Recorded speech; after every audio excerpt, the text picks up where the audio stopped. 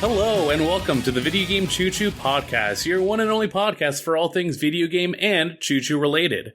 Today, you might notice a bit of a difference. It's me, Maverick. John's out for this weekend, and thankfully, instead of me stuttering about JRPGs for about an hour, I have some guests with me. Today, I've got Lorelei on the horn. Lorelei, how you doing? Oh, I'm here to ramble about JRPGs for an hour or so, because, yeah, I'm excited. Thank God it's not just me. And we also got Solon here today. Solon, what's happening? Hey, I heard there were trains, so I knew that JRPG discussion was going on. Yeah, but surprisingly enough, it seems like outside of JRPGs, we actually have a bit more on today's docket. But first off, Lorelei, Solon, it's been a while since we've had y'all on the pod. So, Lorelei, I actually want to throw it over to you. What have you been getting into lately? What's been on your gaming repertoire? Hey, so over the last few weeks, I've been kind of upset that I haven't been able to be on the pod, because I've put like 20 hours into Guilty Gear Strive with Bridget. And if you remember when I first started talking about Strive on the podcast, I talked about how much I fucking hated it. Turns out, through adding, a couple of really good trans characters, it's become a really good game now. Ironically, how the trans quotient in a game just ups its quality 100 times. But that's not a joke. Both Bridget and oh my god, my brain. All the new characters actually straight up have been fun. Except for Biken. I'm not big on Biken, but. I mean, I'm big on biking, but that's for other reasons. Yeah.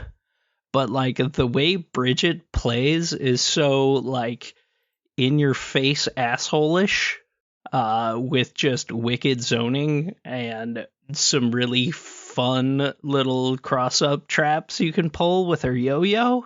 Oh my god, I am having way too much fun, to the point where, for the first time ever, I've actually gotten past, floor 6, and am very close to Celestial in just going online and fighting people for hours on end. I just can't believe that after all my time talking about how much I kinda hated Strive, I think I love Strive.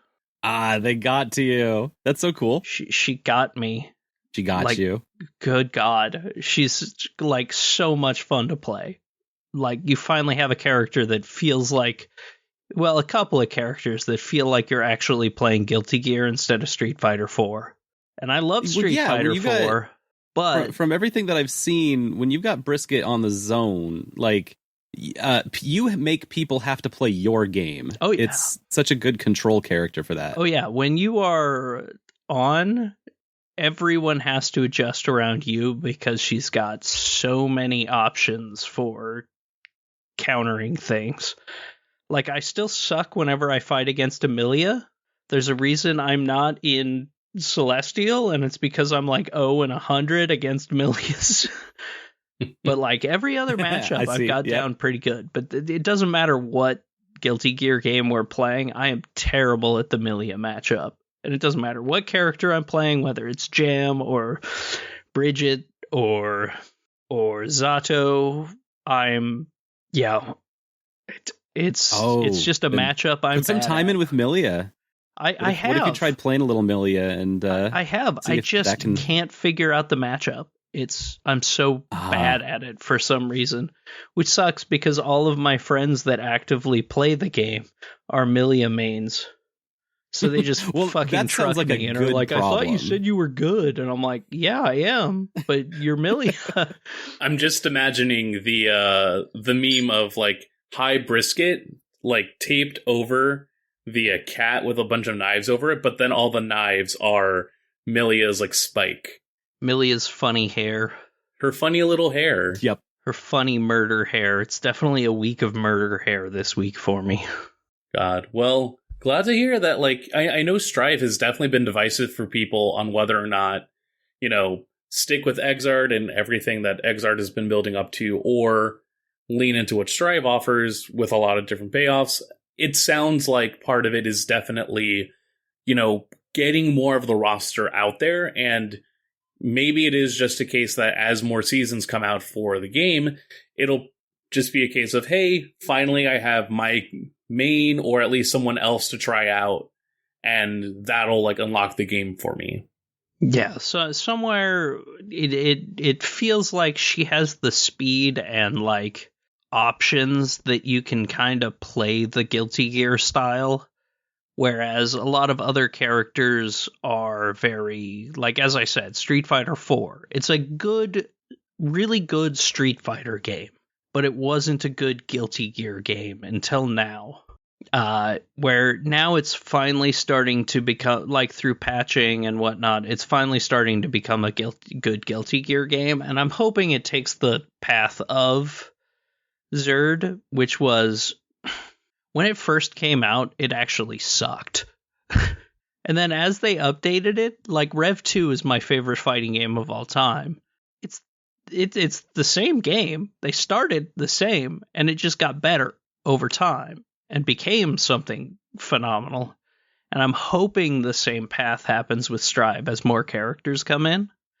Like, it's still a little more simplified than Rev 2 is, where, like, Rev 2, you can have 900 different combos for the same character. No two people are going to play the same character the same. The thing about Strive is, up until, like, the last couple of characters, if you played a character, there was really only one way to play them. Whereas now it's like with Bridget, and there's a lot more options. They're bringing in characters that have a lot more options. So, like, I've run into a bunch of Bridgets that play completely differently from each other, and that rules. Like, I've run across ones that just, like, get a life lead and timer scam, which was how Bridget played before. And I've come across people that just play, like, ranged zoning. And I've played against people who are like me, who are just like, no, I'm going to get in your fucking face, and you are going to have to deal with 300 buttons going off at once. Can you block it? Can you block me? No. Yes. No. And it rules. Oh, that's wicked. Yeah, I mean, hopefully, because I do know that part of Strive is that it kind of wanted to cast a wider net. I think it's at least doing a good job of getting itself out there. And yeah, it might just be the case that as soon as some of these seasons roll in, they're going to start to tighten it. Not in a way that, still creates that immediate cutoff. I'm sure that they still want to keep that wide net out, but you at least have enough people that are in the community that are still in all varieties of the tower, that there can still be some, like, tight, like, you can see that path to Celestial be a lot more tighter, and maybe, thanks to characters like Bridget, a lot more fast and loose and nutty with it. Yeah, it definitely is. It's like, it's nice having a character that feels like they have more options. Like, I'm still playing Zato mostly, but having that Bridget, and, like, when she came out, I was just, like, instantly like, I'm going to put as much time into her as I can. So now I am like, I have two mains that I can bring out. And it's not I have this character in my pocket that I'm slightly worse with, but is good for certain matchups. It's no, I feel like I'm equally good with both of these characters.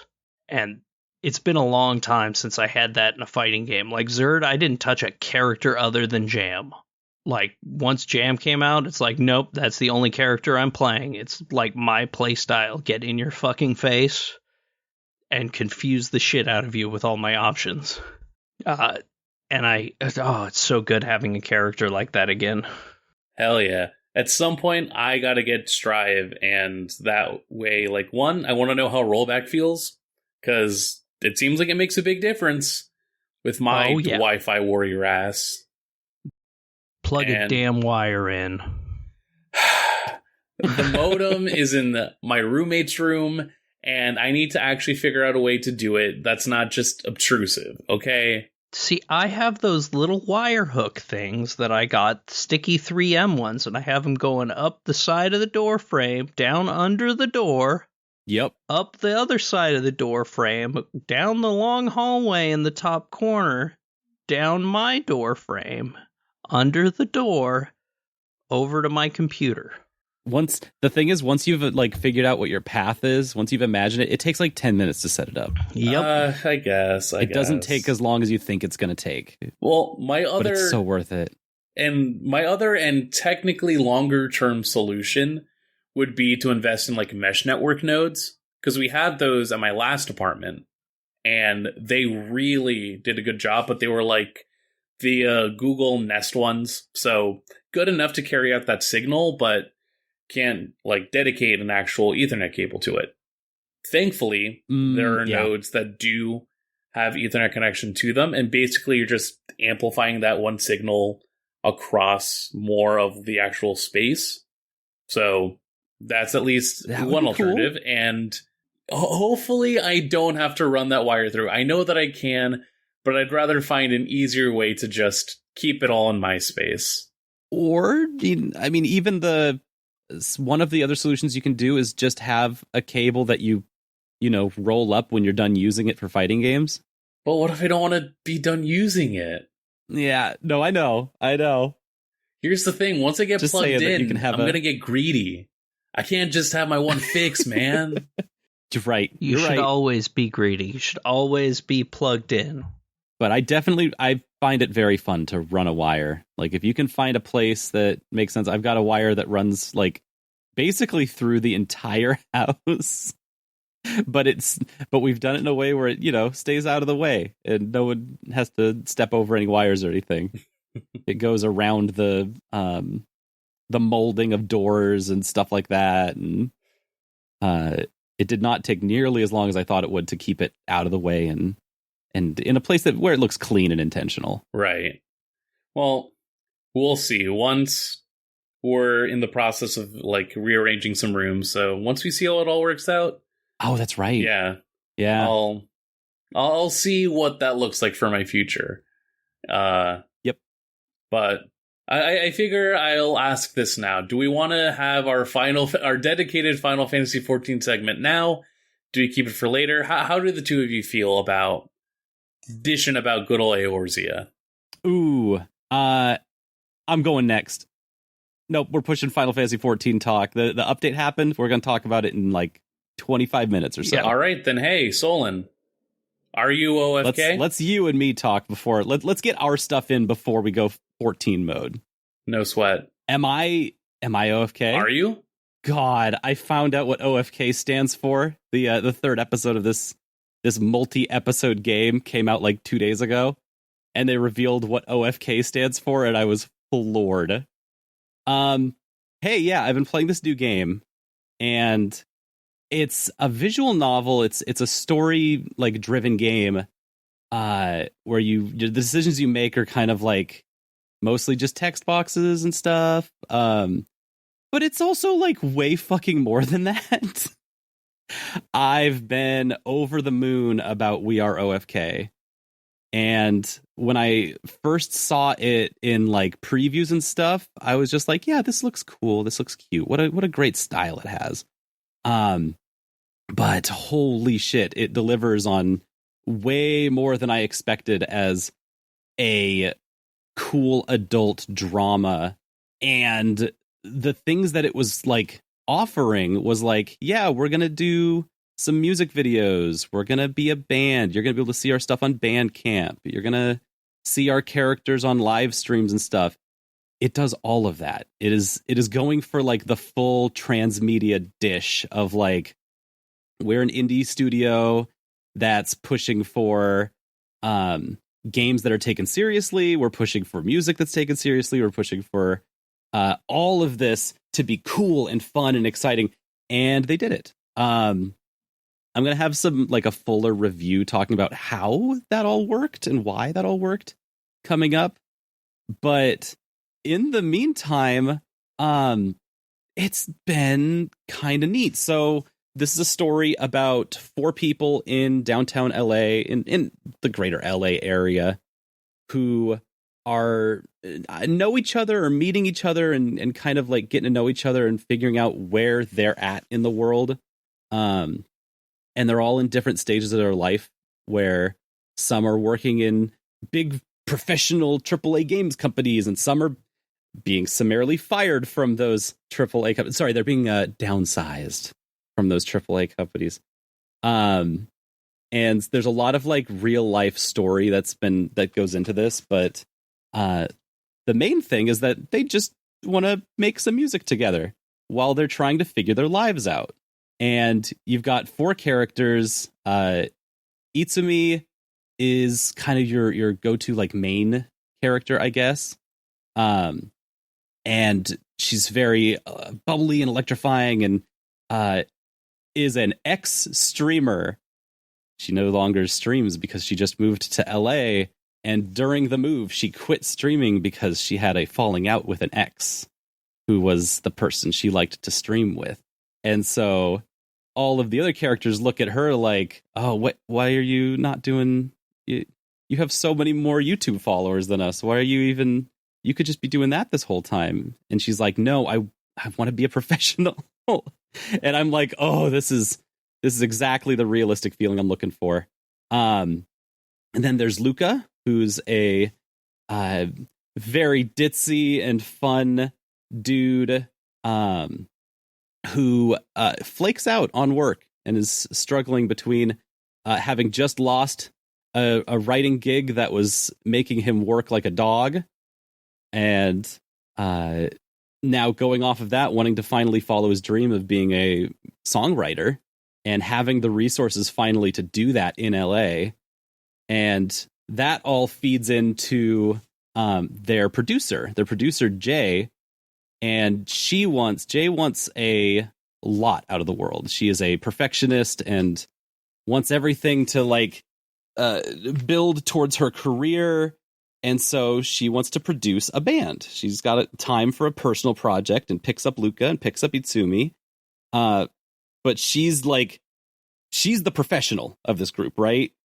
And so between the 3 of them, they've got enough skill, enough talent to make a band. But then there's the 4th member, Carter, and they are a sick-ass cyberpunk VJ. They make like video productions and programming shit. And that's the secret weapon. Carter is this like heart and soul of this game. I could talk about all 4 of these characters forever because they just have so much chemistry together, just an infectious amount of like chemistry where they work together perfectly and they fall apart together spectacularly, because they all want the best out of each other. And just like any friend group, they are don't know how to talk about when they aren't getting what they need from each other. And so basically every one of these episodes is kind of following the flow of these characters falling in and out with each other, by seeing it in dialogue, and you help kind of like move the plot through decisions that you make through the dialogue, and then going through their texts. This, like a lot of modern like Western visual novel type stuff, Emily is Away comes to mind. It's about seeing texts between these folks and like living through their smartphones for a little bit. And so you see the more personal side of things. You see the more personal like conversations that happen, and emails and like business texts and LA type texts where it's about trying to get your hustle on and stuff, or just talking about wanting to go to boba. Like sometimes it's really casual, sometimes it's very hardcore, and sometimes it's super romantic. All these characters are gay. All of them are queer characters in some regard, because it's, video games. There's no straight people in video games anymore. That's ridiculous. Fuck. No. Well, it's been good being here, guys, but I'm gonna have to step out for a minute. No, it's understandable, Mav. I mean, you're not in a video game, are you? No, well, I guess that's fair. Yeah, just like in real life. Yeah. There's been oh fuck, I forgot what I was gonna say. Radical stuff in this game. Let me talk about some of the just really radical stuff besides it just being exceptionally queer and very it's like a TV show drama where they just get hot and heavy immediately. They just speed to it as fast as they can. And it's not like graphic, it's just exciting and fun and brings in a lot of the character drama. But the radical stuff in this game actually comes from like the main menu. Just from the very top menu, when you turn this game on, it gives you like this like who is watching Netflix kind of screen to like log in, and so that you can play it and you can send it to a friend or something and they can play it too, and you can all have your own Netflix-esque place in the game. It's cute. It's just a little gimmick. But once you get past that screen, they show you the episodes and they tell you exactly how long every episode is down to the minute. So each episode is about an hour long, which means that you're going to be spending exactly 56 minutes with this game, because everything's paced along in a way that's exactly how long it takes to watch through this entire game. When you do the text spots, those only stop you for a couple of seconds while you make a choice. And so you can plot it out exactly how long you're going to spend with this game. And all of the game design is focused and centered around that idea, which is so counterintuitive to the discussions that are being had around games right now. That's so backwards and opposite and in the face of like Cult of the Lamb, people talking about, oh, this game is so short, I wasn't expecting that. It's like, no, they tell you like on the Steam page, it will take 55 minutes to go through chapter 1, it'll take 58 to go through chapter 2, and it'll take 65 or something to go through chapter 3. And that's all the game we got. And in next week, we're going to give you another hour. And then the next week after that, we're going to give you another hour. And that's how this game works. And that's all of it. There's no more than that. And just that level of like transparency is staggering to me. It's got me in a place where I'm just like, wow, you can, if you just, tell people up front what they're getting, that people respect that. I respect that a lot. It was just something that caught me by the wayside. All of the stuff inside of We Are OFK, the graphics are gorgeous. The music is incredible. The music videos that they have that you play through is a really cool concept, and it delivers on the main themes of the story extremely well. Every week you get one music video that releases along with this game as you're following it week to week. And each one of those music videos has been like really cool and high, like feels like high production value when it's, just an indie team. You see they have credits at the end of every single one of these episodes, and the credits run with like large pictures of each staff member because there's not very many credits. There's few enough that they could make beautiful pictures for each staff member that look really cool. Like, from a practical standpoint, from a craft standpoint, We Are OFK is like staggering. And then everything else inside of it just makes me happy. They've made this game. It makes me go, wow, I wish friends were real. I wish LA was real. I wish, Well, no, hold on now. I wish parties were real. Wow. What? As a New Yorker, I have to actively push against that stance. However, I am glad to hear that, because I will say that when it came to anything I saw about We Are OFK, I always felt confused from the marketing. It always felt like it was going to go for multiple things at once, where ultimately, you need to play it to really understand it. or you need to just see gameplay of it to see what's going on. And to hear that it is sort of just, first and foremost, a visual novel that also takes other aspects of not just games in that genre, but also different formats of media to present this, overall experience, that makes sense to me now. It makes sense the way that they went about specific aspects of this entire marketing campaign, because ultimately you are getting is this episodic format, but just more involved and just more deliberate in the way that it's presenting itself, which, no, it sounds awesome. I'm legitimately glad to see that something that is so baked with love and passion is getting its audience and really just making these great strides.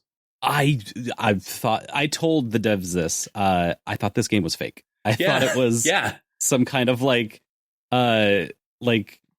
millennial pandering kind of thing. No.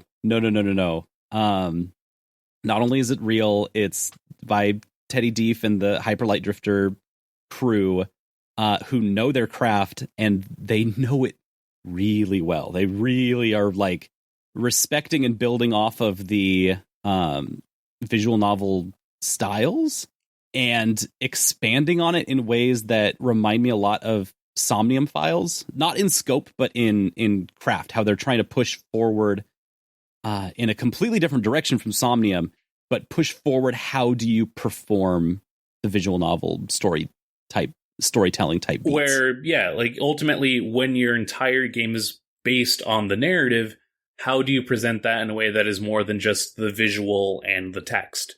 And there are still games that do that fantastically. I mean, little by little, I'm making my way through Fata Morgana, so I know when the craft is, or I'm getting to see a top tier example of, Square One, how that looks like. Mm-hmm. Yeah, there's nothing wrong with the original visual novel genre. Yeah. When the story's good, it works. Well, as we continue to say, I think anytime that we get the chance to, I would call ourselves visual novel defenders, and absolutely. Keep it at that. But to see other formats or to see other games that try and say, here's a foundation, how can we build off of this? I'm glad to hear that We Are OFK is actually doing that. And I totally thought this was a fake game or just some weird marketing thing for I did too. In the nicest way that I could say this, I half expected OFK to somehow be related to Meta. It was so polished and so clean looking, and it's the lineless art style that they use. That just looks gorgeous. And it looks so clean that I thought it was a corporate thing. It's like if you were to make a game where, Going Under, if it weren't so blatantly about a cynicism towards corporate capitalism. Yes. If it just presented that oblique character art style and was this is just part of our game. Yeah, that would be dire or in a similar field. Yo, Going Under and We Are OFK are very anti-corporate games. Oh, for sure. It's staggering. And part of it, too, is the fact that it relies or leans into a very corporate clean, presentation. Mm-hmm. Yeah. And so they got my ass with it. Well, when you actually see what's going on, and again, super glad to hear that that's coming out of OFK, and I would definitely need to try it out then. It might be one of those things I check out before the year's over. I recommend it. You might have heard a little. It's getting better every week. You might have heard a little bit of click clacking in the background, and that's because I was bringing it up on Steam and buying it. Hey, Laura, you're gonna have a really good time with it. I'm not gonna tell you much more because there's a lot in there. This game really fucking loves Final Fantasy. I'll tell you that. I mean, honestly, so many references. I don't even care about that. I'm just listening to you talk about it and going, "Oh, that sounds right up my fucking alley." Like my favorite thing will always be when a band puts out a concept album that is just hey, it tells a story as you go through, and this just feels like the inverse of that in a way. Concept album, the video game. Yes. which is something that like people dream about making. Like that's always been an idea, is like, what if we made, a video game and then had a band that was in the video game and then the band was real? Like, that's what's happening here. And that band also has a VTuber that streams on Twitch. Like Luca, you can watch Luca on Twitch every time an episode comes out. And Luca just hangs out and plays songs on guitar. And it's really cute and good. I think that's the level of abstraction that also is getting confused. Where ultimately, what we basically have is just a fictional character who also has a VTuber. Right. And that is one, like, to have it laid out like that now makes sense, because now, again, like, you bring back the subject of presentation. It's, okay, it's like if this character just had a puppet with them all the time, but it's because, again, it's the presentation into, like, the direct marketing and what exactly that is, like, highlighting. And since people are still trying to wrap their mind around VTubers and the whole concept of, how to present yourself on stream versus just outside of that apparatus. Like, again, it's one of those things that's now clicking, and it feels stupid to feel like, I had no idea what they were going for with this, but now hearing it, it's like, yeah, no, why wouldn't you just make a character who also has a VTuber? No, it's bizarre because all of these are the signs and signifiers of, like, a corporate PR team. Like, yesterday we had the Lies of P fake VTuber. Well, not even a fake VTuber. It's just their PR person who is a VTuber. So they made is it Meotic? Who was the Niantic? It's not Niantic. No. I always get it confused. But the Lies of P, like, publishing people have had their publisher their VTuber rig has just been looping the Lies of P trailer on Steam. So on the Steam page for Lies of P, you'll just see a VTuber that's idling for like 60 hours. Just on loop over and over, and that's their front page. And like, there were a Steam bunch page. of people who brought up their Twitter page, the Twitter page of the VTuber, and it's like, no, it's a real VTuber, and it's like, yeah, technically it is, but if you look at her bio, it says that she's the PR for, like, a VTuber to do PR for that company.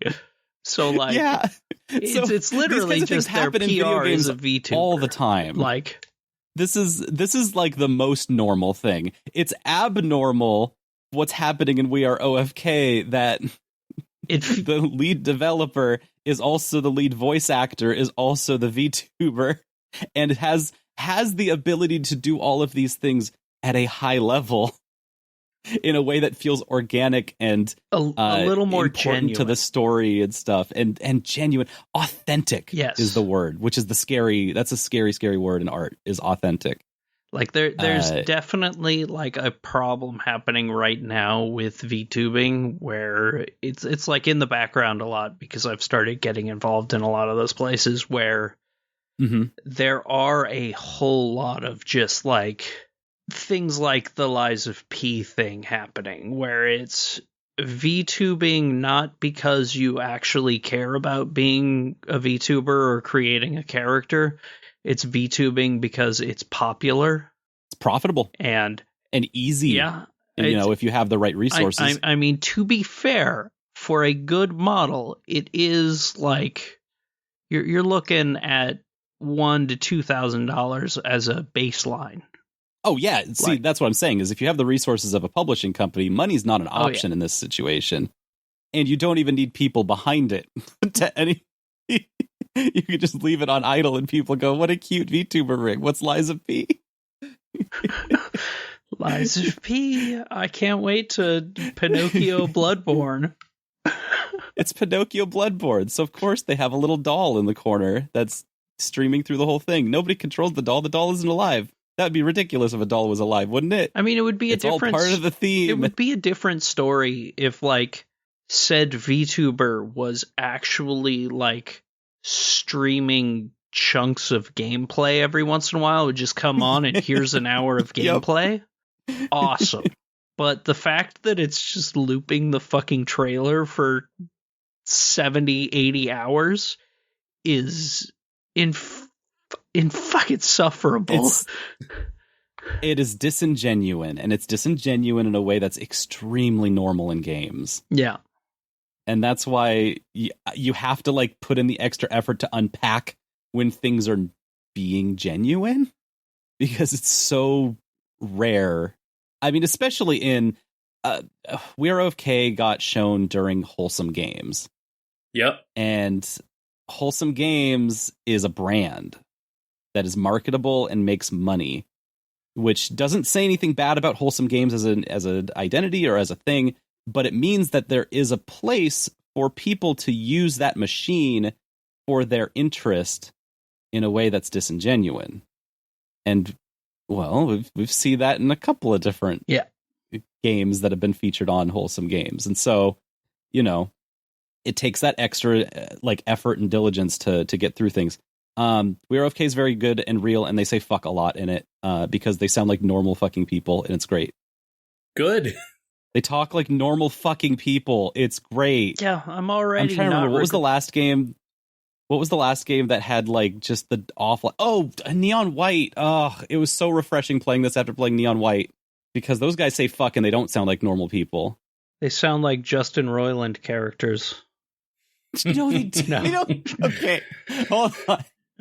Well, hopefully that game at some also point, doesn't sound like people. Hopefully OFK can actually make it to a normal city, but you know, there is a lot of it's so insufferably LA. It's really good at nailing just the worst and best parts of its setting, but also a lot of those feelings are very New York feelings. Jay talks of like the moment they bring up, Jay is like, yeah, I'm from New York originally, so this wasn't much of a transition to LA, except that I don't get bodegas anymore, which sucks because LA is the worst city in the world. You don't get bodegas, and you have to fucking drive everywhere because there's no public transportation. Yep. Can't even fucking walk anywhere. What's the point of a city where you can't walk? Oh, right. Walking was why she brought it up, was because someone asked her, like, wait, you walk across this bridge regularly? She's like, yeah, I'm from New York. There's nothing to do but walk across bridges here. Come on. Greatest city in the world. There's a difference. In LA, they sing songs about how nobody walks here. And in New York, all they say is, hey, I'm walking here. God. Well, you know, now that you brought up the Justin Roiland situation, I feel like we have to take some time to unpack some of what we found out over at Gamescom. Yeah. What's the Gamescom news? How's Germany doing? Germany, you know, they're there. They're definitely hanging out. It's a country that exists. It is, yeah. Jeff Keighley went there. Landlocked. What's up with that? A country only exists once Jeff Keighley visits. Exactly. He's over there with his nationalist identifier, Jeff Keighley. Game Sans Frontieres. But no, this past week Gamescom happened, and we had a few just updates and just announcements on some stuff that's coming out. And, you know, just highlighting some of the key releases that are expected to come out later on. So, one of these releases was a new Tales from the Borderlands, which is coming out later in October. So, I definitely have a one specific focus on how Borderlands feels. One, it's my podcast game if I ever have to download it.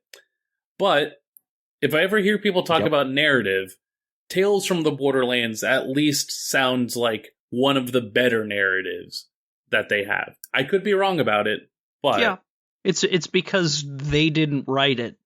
Yeah, that sounds about right. So, you know, it's amazing how much better things are without Anthony Birch. Yeah, yikes! Like Ashley Birch. Heyo. God, Y'all, focus. Gamescom games. Well, we got that one coming out in October. Sonic Frontiers is coming out November 8th.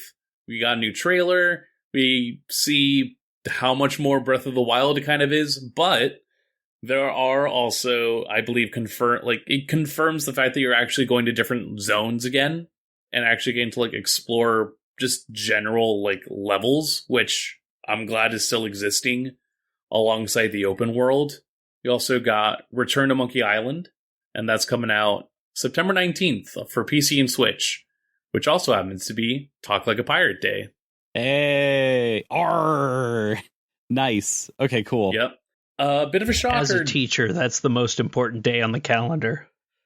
I should have had it down on my calendar. True. Yeah, the kids go nut for that still. I'm glad. I mean, it came out when I was in grade school, and it was important then. I'm glad it's still running. Oh God, whenever I was helping in my mom's library, when I was working there, that was my favorite day. And a good enough reason to keep that day forever in our hearts. And alongside that, Dead Island 2 is coming out on February, which, if you can actually get out the door, then good for it.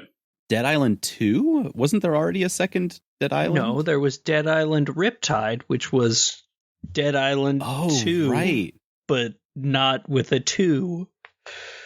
Wait, so this is the Dead Island 2 that's been in development for fucking ever. After first being announced in 2014. Oh no. Yep. This is the true Dead Island 2. This time no crap. longer on an island. Ooh. Just dead land. That's right. God. I'm going to say this. As somebody who played the beta of Dead Island at PAX before it launched, that game actually felt better in beta than it did on actual release. In beta, all the weapon swings felt really crunchy and felt really good when you hit a zombie, and there's just this beautiful sound of crunching, and it was all really good.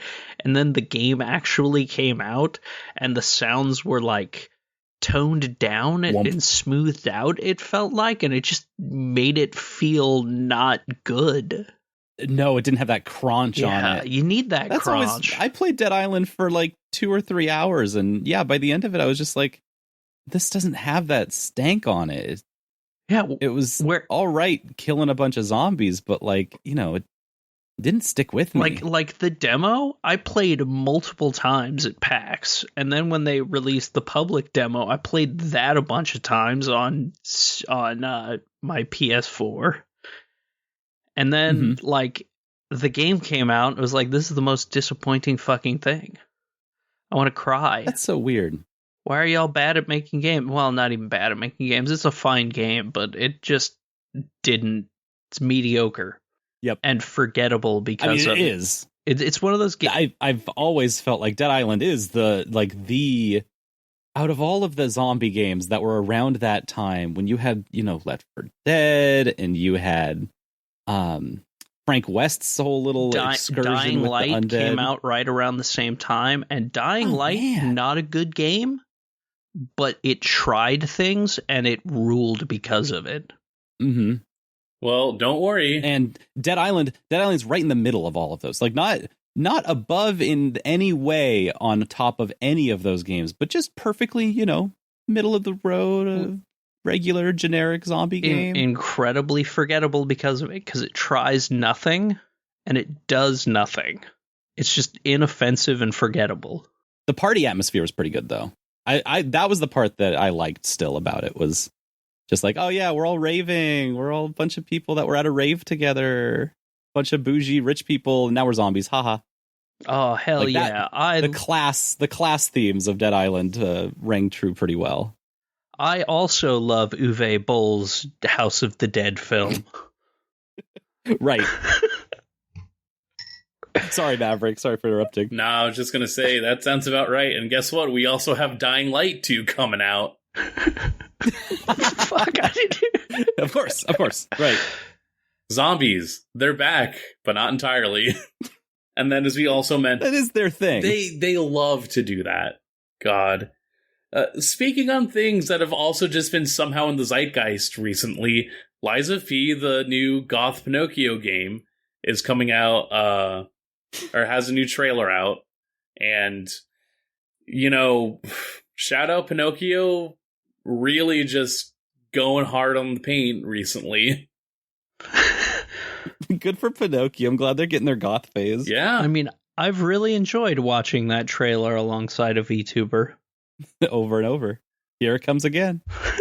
It's her favorite trailer. It's a good no, it's not. It's not even a great trailer.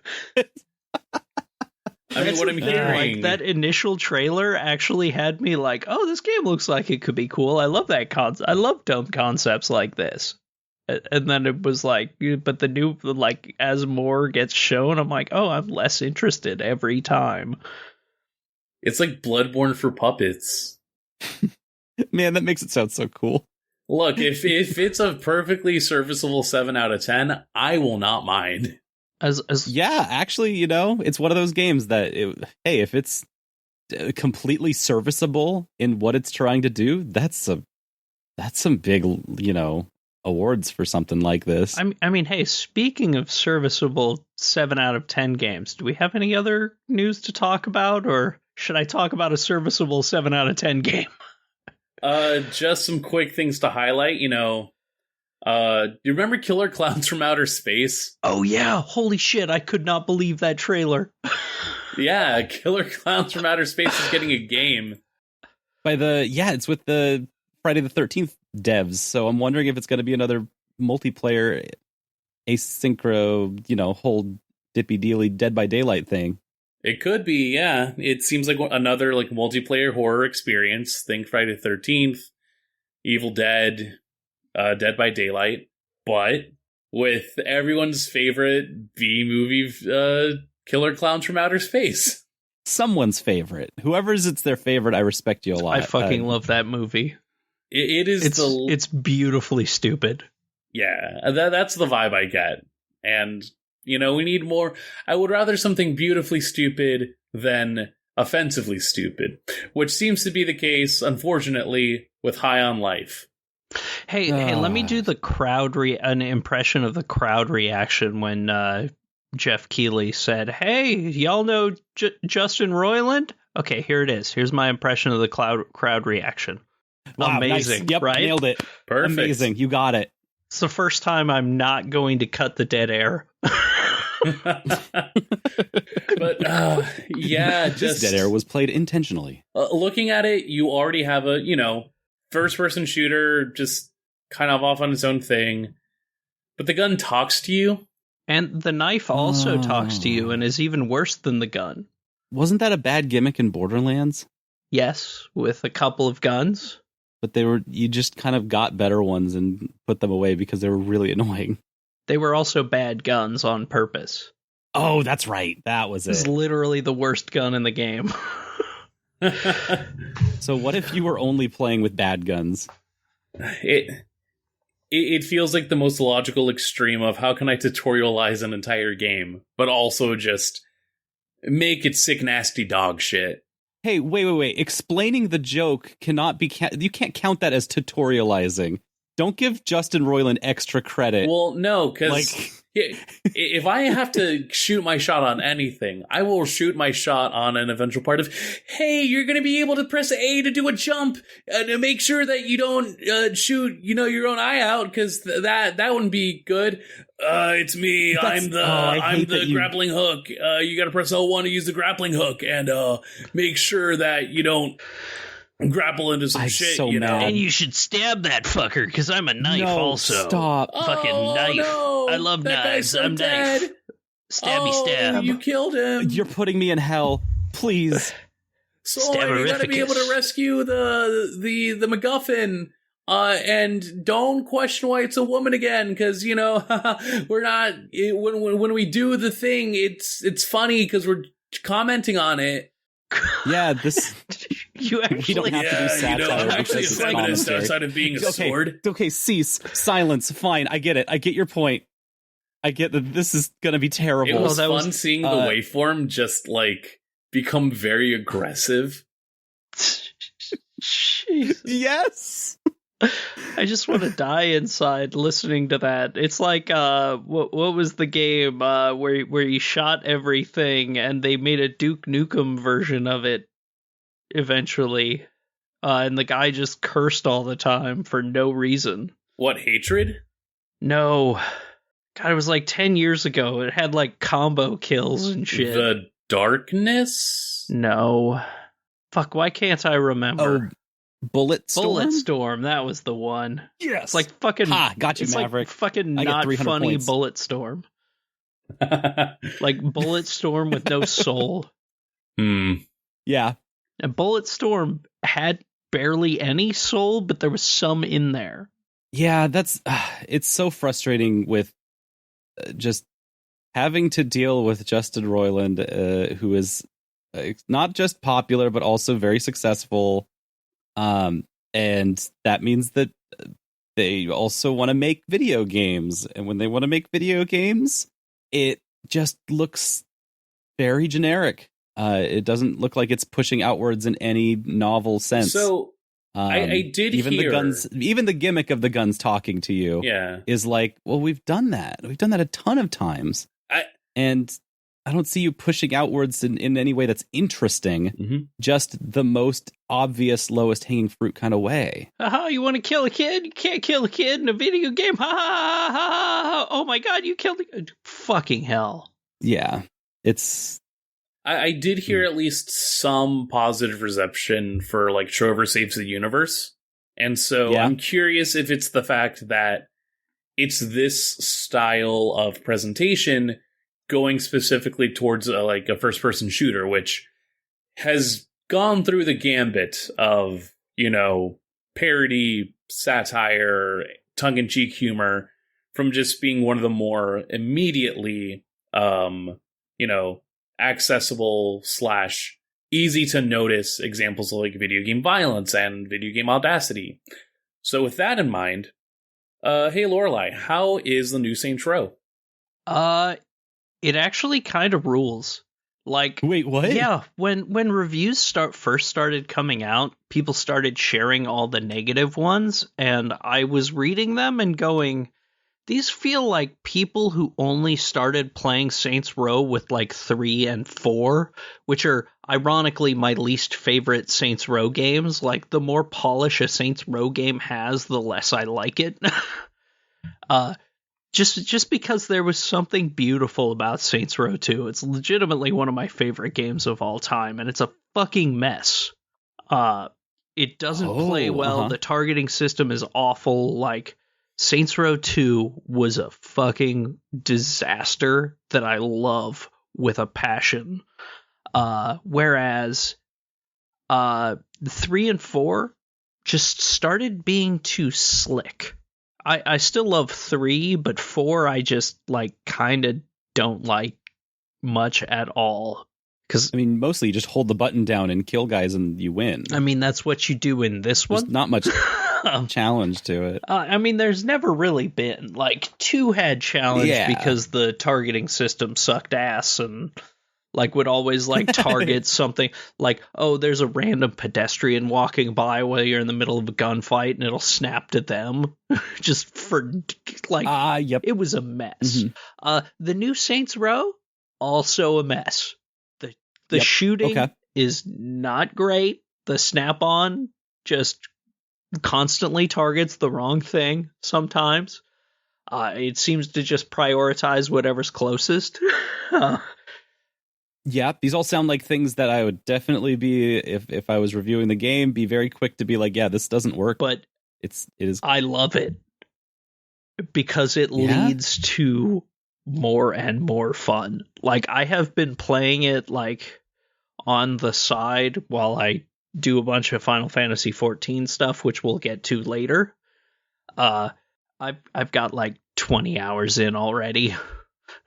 And I'm only 40% of the way through the game because I am just super enjoying all the side stuff, which, some people have some of the complaints, when you're doing the escort missions and whatnot, somebody else is driving after they robbed a bank and you didn't get to do that. Okay, I understand. Yeah, what's that experience I understand like? that complaint. Sounds weird. But I like fucking sitting on the top of a car with a rocket launcher shooting 300 cop cars as they chase after me.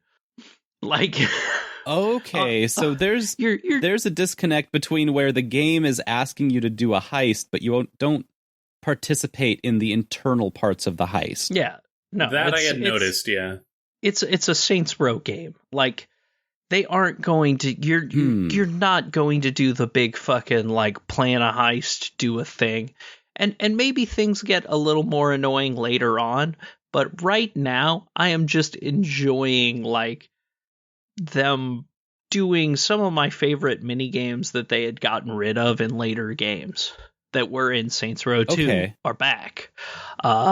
Also, like Saints Row 2, your main character is just a giant piece of shit. And the only people they care about are their roommates and best friends who, like Saints Row 2, the crew around you is the best part. Like, I really like all the characters. You got Kev, the fucking, like, raver douchebag, like, hey, I never wear a shirt because I'm hot guy. And you've got your nerdy black best friend who's running all the business side of everything and just, like, really likable. Like, oh, no, I can't shoot a gun. And then eventually he learns to shoot a gun and just, like, oh, it turns out I really like killing people because it's a Saints Row game. And then your Latina driver who drives everything. And you know what? If later on I'm doing heists with her driving, awesome, because she fucking rules. It's like you've got a good crew. The gameplay, the moment-to-moment gameplay, actually fun. I am enjoying, like, especially like some of the driving cross-country missions. And part of that comes from like the glitchiness of some of the stuff. Sometimes you'll just get into a car, hit a fucking fire hydrant, and shoot 30 feet in the air for no reason because the physics just glitch, and it's beautiful. It is exactly what I want from a Saints Row game. Huh. So it sounds like some of this is just miscommunication on the game's part. Is this heist situation? Is this like a repeatable side mission that you can do over and over? Any side quests you can go back to as many times as you want to get all the like bonus, you know, hey, if you do it at 1-star difficulty, it's the hardest, but oh boy, if you might want to start out at leave, you know, at 4-star difficulty and do get a little higher or lower as you get more powerful and stuff like that. Like, you know, there are all little side things to do during every mission, so you can go back to them, kill X amount of people, pop X amount of tires, you know, things like that. Yeah, okay. Like, so it's almost as simple as like if they just called these getaway missions instead of heist missions. They don't call them heist missions either. They just call them like escort because you're riding in the car with them. Like, they don't call them like that's the thing that bugs me about a lot of these reviews is they feel like people are expecting Grand Theft Auto from Saints Row or even Saints Row 4, and this is a new development team. Like, it's not the same development team. And Grand Theft Auto only got those things after being out for 7 years. Exactly. Like, heists are on the long scale of history in one of the oldest games ever made in Grand Theft Auto 5. Like, heists are relatively new, middle age even. Like, those weren't out at the beginning like, of everything. This feels like a game that would have come out between 2 and 3. It's not as polished as 3, but it's a little more polished than 2. It's a little slicker.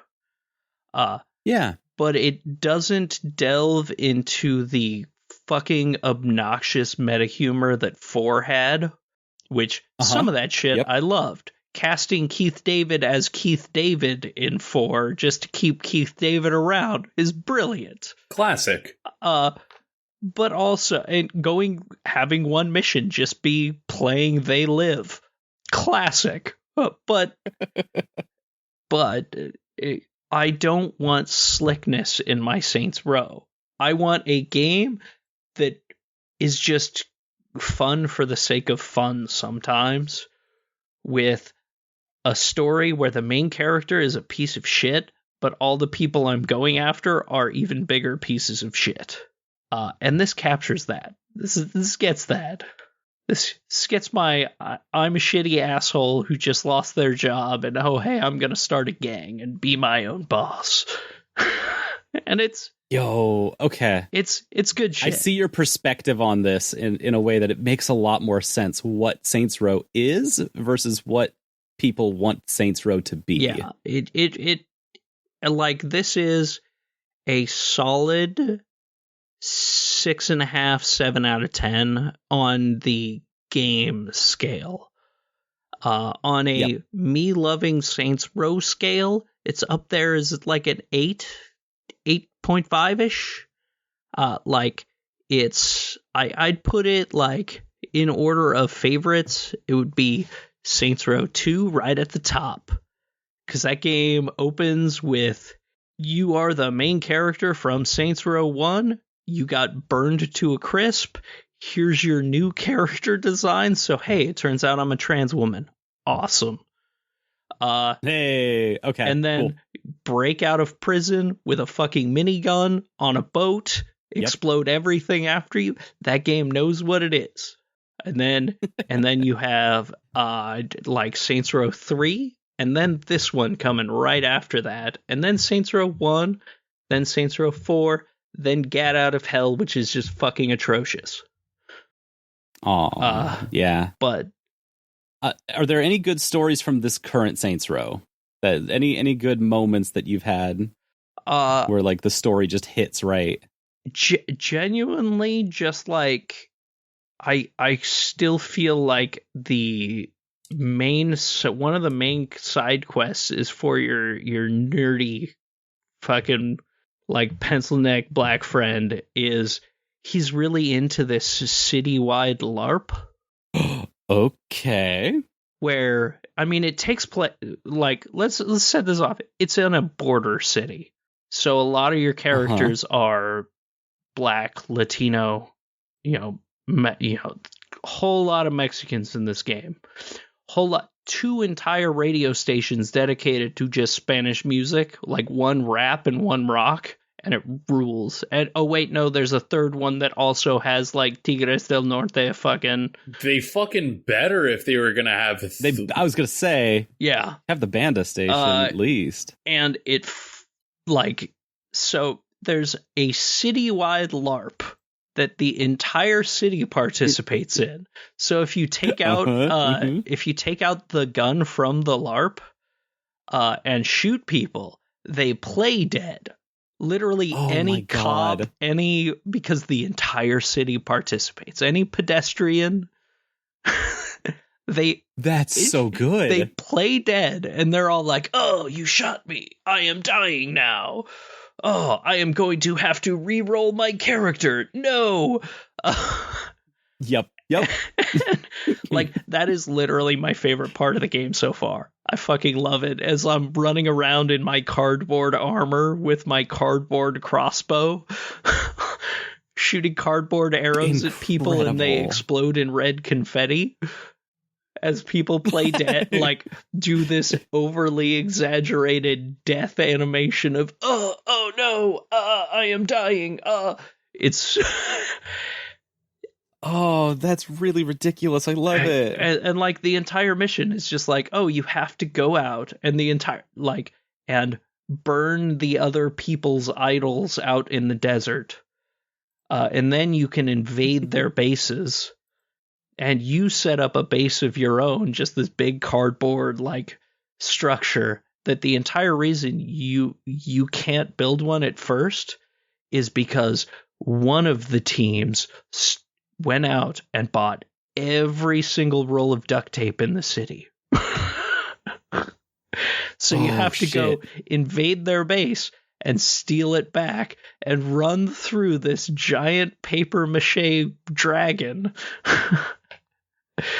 And the entire time, your character at the start is just like, this is stupid. And then by the end, they're just like, lo and behold, I am Bossius Maximus. It's just, It's so good.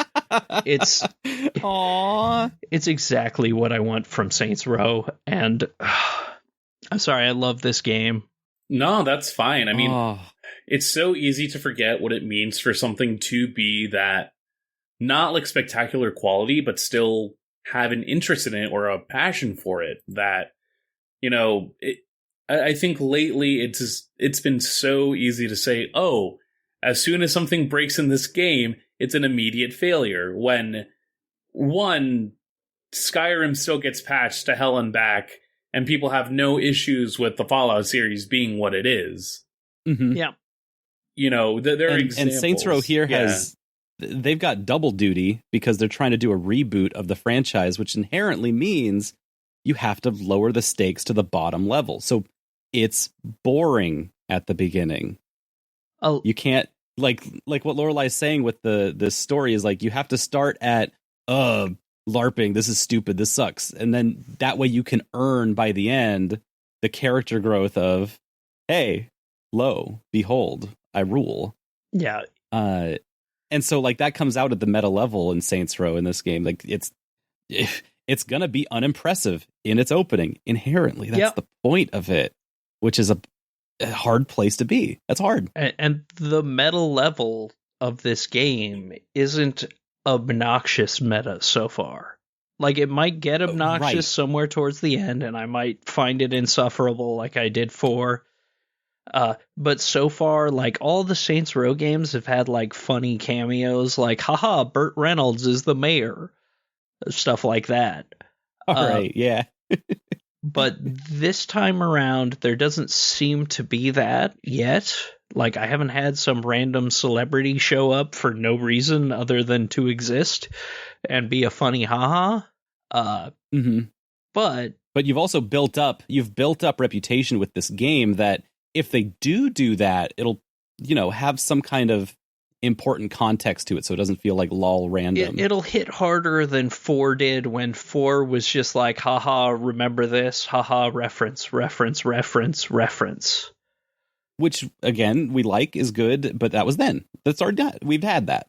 Yeah, it definitely feels like an older Saints Row game, and it feels we're kind of seeing the same thing with Borderlands. Like that's where Borderlands is going too, where they're trying to do serious narrative projects.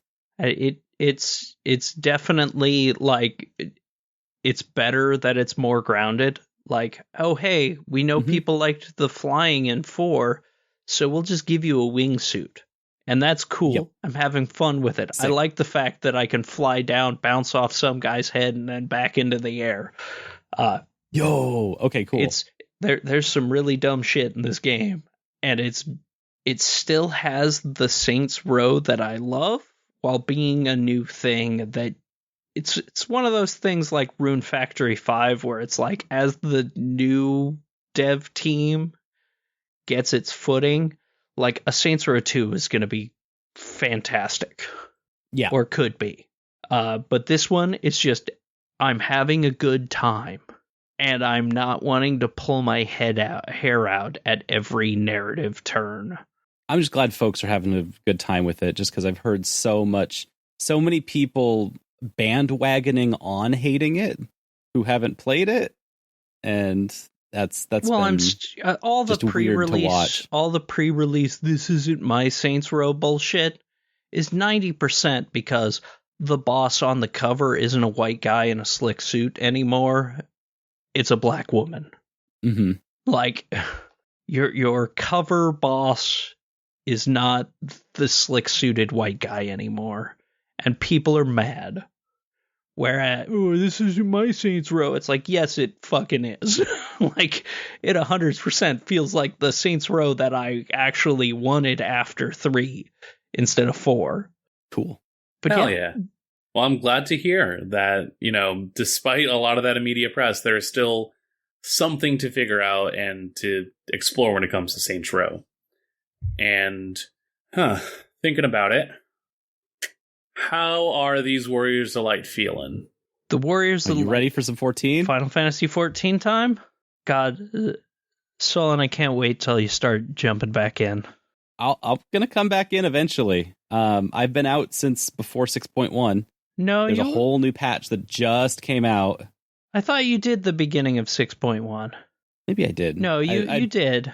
Okay, thank you. I know it's somewhere in there because there was like 6.08 and 6.15, and yeah, I've lost track of the numbers themselves. But when I last left off, our whole party was in the void, and it was setting up for some big stuff to happen. Oh yeah, it was not there yet, but it was setting up for some wild things where it's like we're gonna do some void traveling, which is like that's a thing we could do. Oh shit, okay. So this isn't even like interstellar traveling anymore. This is beyond space. Yeah, shit.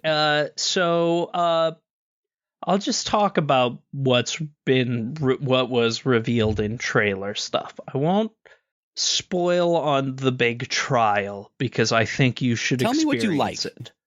Tell me what you like. I want to hear what's got you so excited with this new patch. What are you selling me on? So hey, remember how like during Stormblood, like the story wasn't exactly as good as the other patches, but the combat fights all the fights were like so well designed and so fun to do. They really were, yeah. I do remember. And like miles ahead of like Heaven's Ward and whatnot, like Stormblood is still like my favorite fights in the game. Yep. The trial here might be better, and the normal raids might be better. All of which are incredibly fun. But literally 6.2 opens with the dungeon. Like you immediately go in and immediately have access to the first dungeon of the thing. It's Troya. Oh, okay. Troya Castle from Final Fantasy IV. Okay. It has an incredible remix of the Troya Castle theme going all throughout. And the last boss of the dungeon is Scarmiglione. And what starts that's very nice is the best fucking remix of the Battle with the Four Fiends, which is my favorite Final Fantasy battle theme. Really? And somehow they made it better. Like fucking Soken and his team. Holy shit. Okay. Like, I am just like, my brain is exploding. So very inspired dungeon with very inspired music. Good. But yeah, you spend the entire patch in the void. Ooh. Multiple zones and maps. Like, not full on, like, hey, here's 20 Aetherites maps, but like big areas to explore in the void. Really? They added new areas. That's not common for these patches. The whole point of these patches is to use the large, vast amounts of space that they develop in each expansion to, grow more out of them. Nope. But they instead just made more. Yep. And then you get to know Xenos' void set. That's not a thing I knew I wanted to know, but now I desperately need to know it. You're right. And Shoot. It is like my favorite character now. One of my favorite characters now. Mm-hmm. It's just like, what is a friend? Could you tell me what a friend is? Xenos kept calling you his friend. Oh. It's oh my god. It is like just getting all this lore about how the 13th works. This void realm where nothing is alive, and it's like nothing is alive and nothing can die. It's oh my god, it's the wildest. It's so good. And god, the fights. Like, to have a dungeon with good, like, interesting, like, hey, I'm actually having to figure out mechanics in its fights rather than, hey, I'm the tank, I stand in front of the boss and I just stand in every AoE because I can't die in a dungeon. Feels weird. Feels good to have to think. Mm-hmm. And feels good to finally get to that Four Fiends stuff and to be right, because I was guessing that Kainazo and Scarmiglione would be dungeon bosses. And so far, I am right on the Scarmiglione one, which rules. And like getting into all the stuff that was teased in that post-credits thing where it's like, oh, here's Golbez and whatnot. And it's like, dude, we're just going into Final Fantasy IV now. And the fact that they brought in that the trial series, which used to be optional, is now just part of the MSQ because it's so important, is really cool.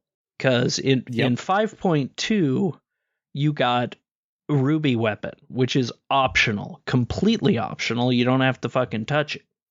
Here, they've said all the trials and stuff that normally would have been part of an optional trial series are going to be part of the main story, because essentially 5.1 to 5.5 are an expansion of their own. That makes sense. Like a full expansion. It's 100% like feels like it's just delving deep into the void. And it feels like the Void's Endwalker, where I mean, not Endwalker, but Shadowbringers, where I 100% feel like at the end of 5.5, we're going to leave the Void as like, hey, life is back here. Mm-hmm. And it's so cool to have a patch series that isn't just, hey, we're closing all the open story threads that we left. It's just, no, it's its own full expansion that's being released in patches over a year, over the span of 2 years. So this sounds like this is a patch that's opening up a lot of stuff. Last time that we did this, the Shadowbringers expansion had the 5.3 patch, which was famous for basically like being the book closing moment of like, here is all of the threads that we left open and we're shutting them all now and we're giving you finality. Yes. We're giving you like closure with everything so that we can open things up for the new expansion coming up. It sounds like with 6.3 being the next number coming up that they're going to do that again in a really big way. No, I 100%. We're not getting a closure until 6.5. Shit. Because they didn't leave any open plot threads at the end of Endwalker, really. Like, everything was solved. Like, the universe was saved. Like, life is coming back to the galaxy beyond just your planet. Like, beyond just Aetheris. Like, hey, Endwalker ended. And, like, the only plot thread that was even remotely left open was they showed Xenos' Void Send. Man, it sure did end. So it sure did. Like before, it had always been like Heaven's Ward really ended in 3.3. Stormblood really ended with 4.3. Shadowbringers really ended with 5.3. But Endwalker ended. Yeah, 6.0. And 6.0. That's why I say it feels like 6.1 to 6.5 are an entire expansion of their own. Right, because they're supposed to be bridging what is new, the new world look like. What does everything look like now after the end of at the end of what we had originally known as like the gods of this world. Yeah, that's all over. What are we learning next? Like, because what's coming next is like, hey, you've got the next raid tier, which has more Ascian lore or ancient lore and whatnot in it. You get to know La Habrea. You get some incredible fights where during the trailer you got this, like, it ended with like this really good banging vocal rock theme, which I was like, oh, that's probably going to be phase 2 of the last fight, because usually that's when the vocals kick in. No, that's just the second fight of the tier. Like, it feels like Soken's finally, because the first tier had all the same theme through all of the fights until the last one, where you finally got Spent Leones and Wild Freaks and, you know, the fun little vampire rock. And Yep. this one, it's just like good theme into incredibly bangin' rock theme into another really good theme with the last fight. Like, it's finally like, oh yeah, Soken has more time. He's healthier. He's got multiple themes in his repertoire for a raid tier again. I hadn't considered that Soken is healthy. Oh, God. But that's such good news to hear. Like, as I said, the Battle with the Four Fiends remix is legitimately incredible. Like, ugh. So I'm still not 100% sold on coming back in now, because I know that all this is incredible stuff and it's going to be there whenever I'm, ready. I think that I maybe more of a 6.3 will give me enough to play with, that when I come back that I can like catch up on a lot of things and then expand on the newer stuff that's coming out with the farming area they added now. Oh yeah. The fun little systems they've kind of put in to play around with. But the things that really got me that excited is that I've got friends who are normally a little they're hesitant to do like the hardcore raiding stuff, but they did the current raids that just came out and were like, oh, these fights fucking rock, and I want to see what the harder mode of them look like right now, immediately out the gate. And that got me. I was like, oh, good, awesome. The other thing that got me was Spencer put out a tweet that caught my eye. It just says, and I'm gonna put them on blast because this is a very good tweet. They just said, needless to say, I've never shipped my character with anyone in 14 until this patch. And if something defrosted Skull's frozen heart in a way, if they've thawed through the undead the into the skull, oh, I'm just so fucking stoked for that. That's so Xenos' cool. void scent is very good. Yo, cool. It's okay. That's who they're talking about. Good. It's legitimately my favorite character introduced in a long time. In this patch, and this especially, yeah. And like it's super just interesting lore wise how it all works, and like how they even reference like if you are a Reaper, because how it works is you make a pact with a void scent. Like it even references like if you do it like, oh no, you're doing it okay because you have like actually given equal value to your void scent that they are giving to you, rather than Xenos, who's just a shitty asshole and stealing the power that he wants and not giving anything in return. It's like just this really cool little like sideline that one character says as like NPC dialogue that floats on the screen. It's kind of wild that like that's so cool. The game takes so much into account of what you've done, how many jobs you've leveled, all those things where like it's so nice. And yeah, Island Sanctuary. That's so much work. Island Sanctuary has been such a relaxing little thing. Like, of course, some people are fucking min-maxing it already. But, yeah, speaking of work, Island Sanctuary seems like they got people hustling. But I've just been enjoying it. Like I'm at like level 4, whereas like some of my friends are already at like level 10 and have the full island unlocked and are just like, oh no, I'm just grinding the fuck out of this. Where I'm like, I'm just going in, chilling, watching my minions out there. I let my Major General loose on the beach, and he sings the Jaws theme as he walks around, my little good shark boy. Right, that's the little shark guy.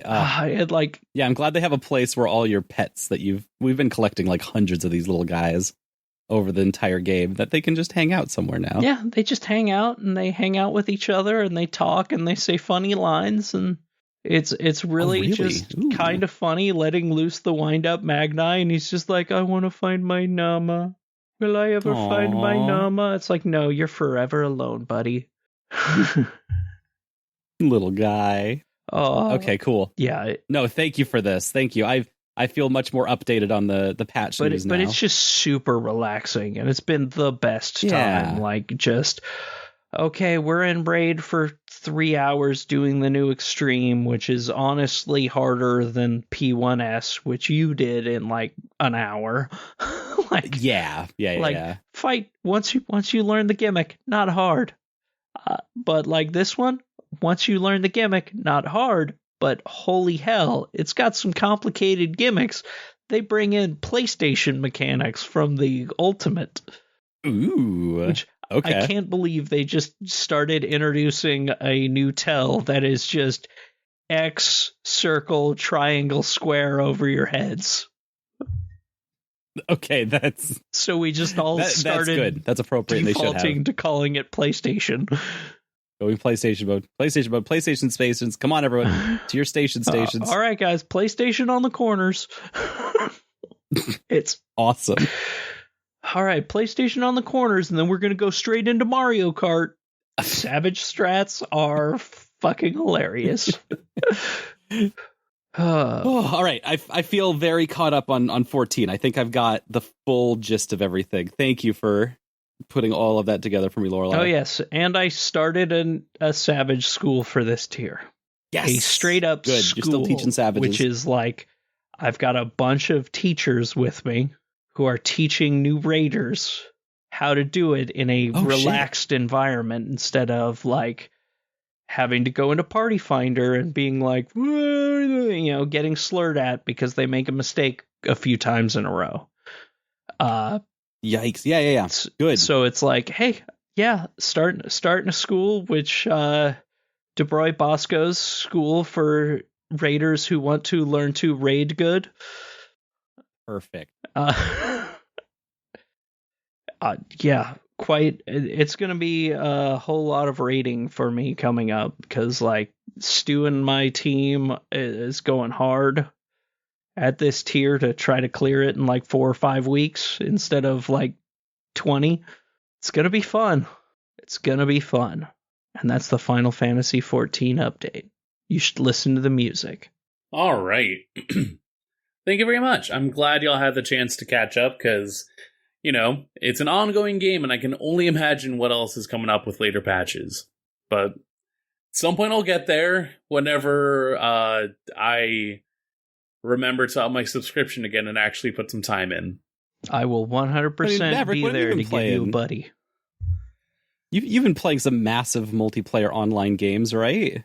We got a #1 victory royale. Yeah, Fortnite, we about to get down. Get down. We the hottest in the world right now. Just dropped in Tomato Town. My best friend got downed. I revived him. Now we're heading southbound. I've been playing Fortnite, folks. Hey, Maverick, that song came up in AI the Somnium Files, and I fucking freaked out. Iris just breaks out that song in the middle of the game, and it fucking hate this. Floored me. It kicked. I got out of my seat and collapsed on the ground in pain, but also in joy. Chug Jug with you or American Boy? Specifically Chug Jug with you. All right. Well, no. As I alluded to last week, the Dragon Ball Z event, Dragon Ball Super event. There you go. For Fortnite was coming out, and Goku and Fortnite Real. And that made me curious enough to check out Fortnite. And here's the thing. Fortnite Zero Build reminds you that Fortnite at its core is an actually really solidly built Battle Royale game with just all the money pumped into it to be the dumbest thing ever. Mm-hmm. And it is a good combination of that. I've tried Fortnite in the past because I feel like it's in older audiences, it comes in waves of wanting to try this out again or not. And the key thing that I think gates a lot of people away from it is the building mechanic. Not because it's necessarily bad, but because of the fact that young people are very good at it, and it becomes frustrating when you get down to the wire. Because you will just have people crafting these entire fortresses out of nowhere while you're trying to just get a decent shot in, and it's like, what am I trying to do here?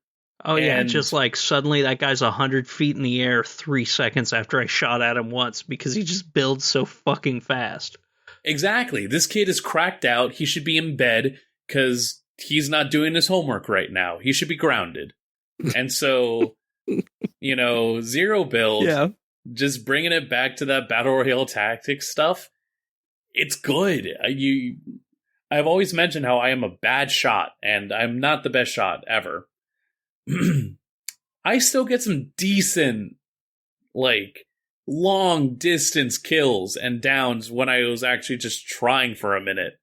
And that's with just the general lag that comes out of, having to have 99 people in a delay-based lobby. That's just inevitable. Yeah. But I was playing a few rounds. I've just been at it. I figured, fuck, if I'm going to be diligent about this, I might as well buy the Battle Pass. So now that shit do be looking like the Battle Pass. And It's good. It is a legitimately fun game that you can just get some people around and, it wouldn't be as popular as it was if, at the end of the day, it wasn't a good game to, feel and to mess around with. Because, say what you will about the population that generally plays Fortnite. People know a bad game, a mile away, specifically a game that they do not want to play. And there has to be something in that mixture, in that formula, to be able to be successful. And not just successful, but also very, very long term in its entire duration. And so I think Fortnite does a pretty good job of it. Literally, by the end of last night, I unlocked an Indiana Jones skin, and I was just dropping in as Indiana Jones with a Bifrost little effect as I'm skydiving. And when I got my glider, I was able to do enough quests so that it's just me riding on top of Shenron like he's a surfboard. Mm-hmm. What? Indiana Jones riding Shenron like a surfboard? Indiana Jones riding Shenron like a surfboard. Before he throws out a Kamehameha and fucking kills a dude. Yeah, oh god, the Kamehameha wave in this game is such a fun addition, especially because stupid. It's because of the fact that all of the promotion uses it's just using the Japanese audio clips, so you just are hearing in the distance, if you're not in the underglow of blue, you're just hearing Masako Nozawa do the entire charge up, and you're just like, oh god, where is that coming from? Oh, that's stellar. That's such smart design. I started playing Fortnite again when they introduced Zero Build last season, and I ended up maxing out the Battle Pass and this one already.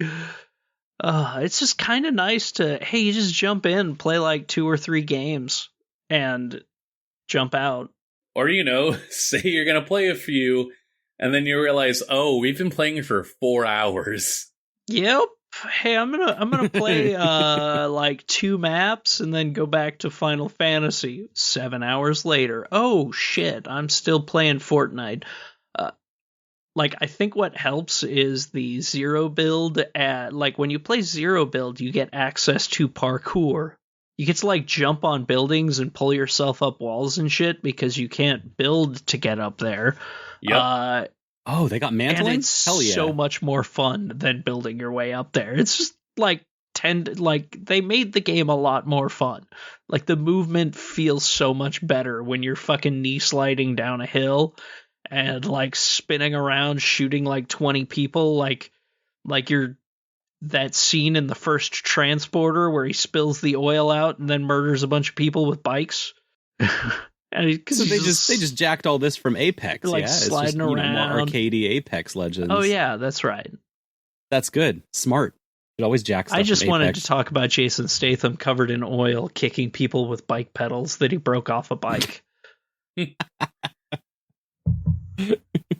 mean, I'm a few points away from unlocking Patrick Mahomes, so gotta unlock that Patrick Mahomes, baby.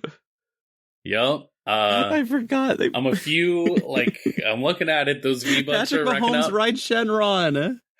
Yeah. There are times when he comes up in the store, you can get access to a character from WB's Multiverses, like this LeBron James fella. Yep, that makes sense. From Multiverses. That's like really cool.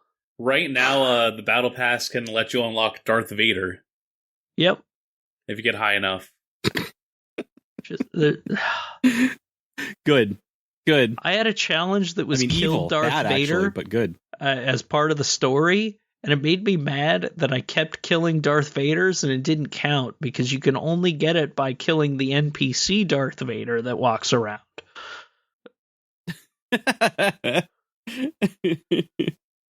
That's so bizarre. Fortnite actually kind of rules. Oh, that's really ridiculous. Wow. Normally, you'd get like in a game like Borderlands or something, it'd be like, kill 4 snowmen. We have snowmen now. And it'd be like, oh, okay, sure. That's a fun way to mix it up. But like their way of mixing it up in Fortnite is literally Darth Vader from Star Wars. Oh, and he's just walking around as an NPC. It works. Wait until you experience a season-ending event that is always like timed. Like, right. It's always this timed thing where everybody logs in and does the thing. The end of last season was my first one of those, and it's like, holy shit, we're piloting a giant mecha. This rules. Mine was we're gonna start covering Fortnite games. Mine was the end of like the Marvel season or whatever, where it's like, all right, everyone in the multiverse is gonna get on the battle ball, and it's like, dude, I don't care. Shut up. Just let me like play.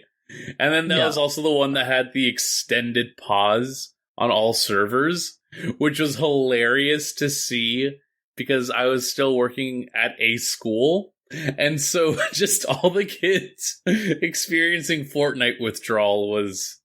But yeah, it's like, oh, hey, and then like we did the robot thing, and now we have to break into this base, and you're shooting your way through with your 3 other buddies, and you look into a portal, and you see fucking Indiana Jones and Darth Vader, all the things that are coming up, and it's like, oh, cool. It's so night and day for me because I'm seeing that not only are they doing these like brand things, but they're combining it with good game design.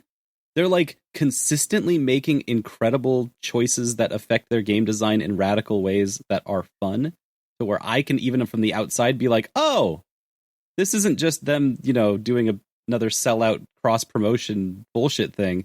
Oh, this has a point inside the game that changes things. That's way more important to me. And the thing I kind of like about their big brand crossovers is like the Dragon Ball one, you can unlock all of it just by doing the Dragon Ball quests that are in the game. Yep. Like, you don't have to buy it on the store. You can if you don't want to do the quests. That's very good. These are good design choices. You can do the quests, and that unlocks money and levels for your battle pass and things like that, which unlocks more access to more of the currency of the game. And at the just like at the bare minimum, you do get just like little emotes and stuff that you can just have for free.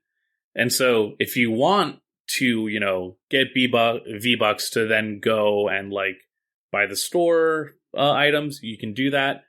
Getting the battle pass, like, part of the unlocks are literally just V-Bucks that also like unlock along the way.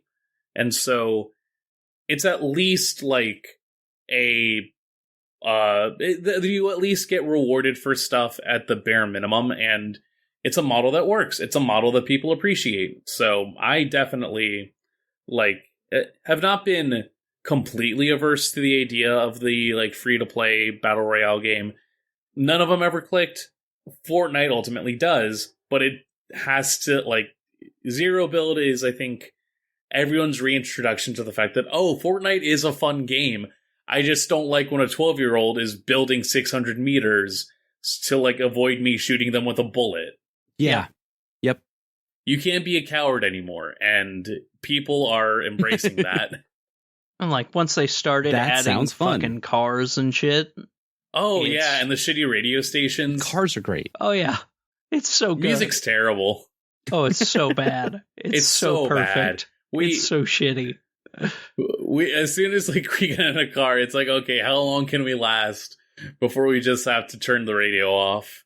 Oh. But that's not the only multiplayer game I've had the chance to get my hands on lately. Wait. One question before we transition out of this topic. Did you win? Did you get the victory royale? We were so goddamn close multiple times. No! We were number 3. We were number 2. We were so close at multiple points during matches. And it all just comes down to that last minute, just who holds out, who gives it, like, who is there at the right time to just fuck everything up for one team. Who has the high ground when the circle is so small, only 4 people can fit inside of it? And even when you have the high ground, who's pushing and who's staying back? Who's actually trying to close that distance and who's actively trying to scramble out? Damn. But here's the thing, you get that taste. So it's coming, you're saying. You're getting there. You're getting closer. You get close and you're just like, oh, here's why. You've given me an objective for the night. Yep. Mm-hmm. I'm ready. Yeah. I want to hear when you get that royale. We'll see. But luckily, I've been getting some victories in another setup.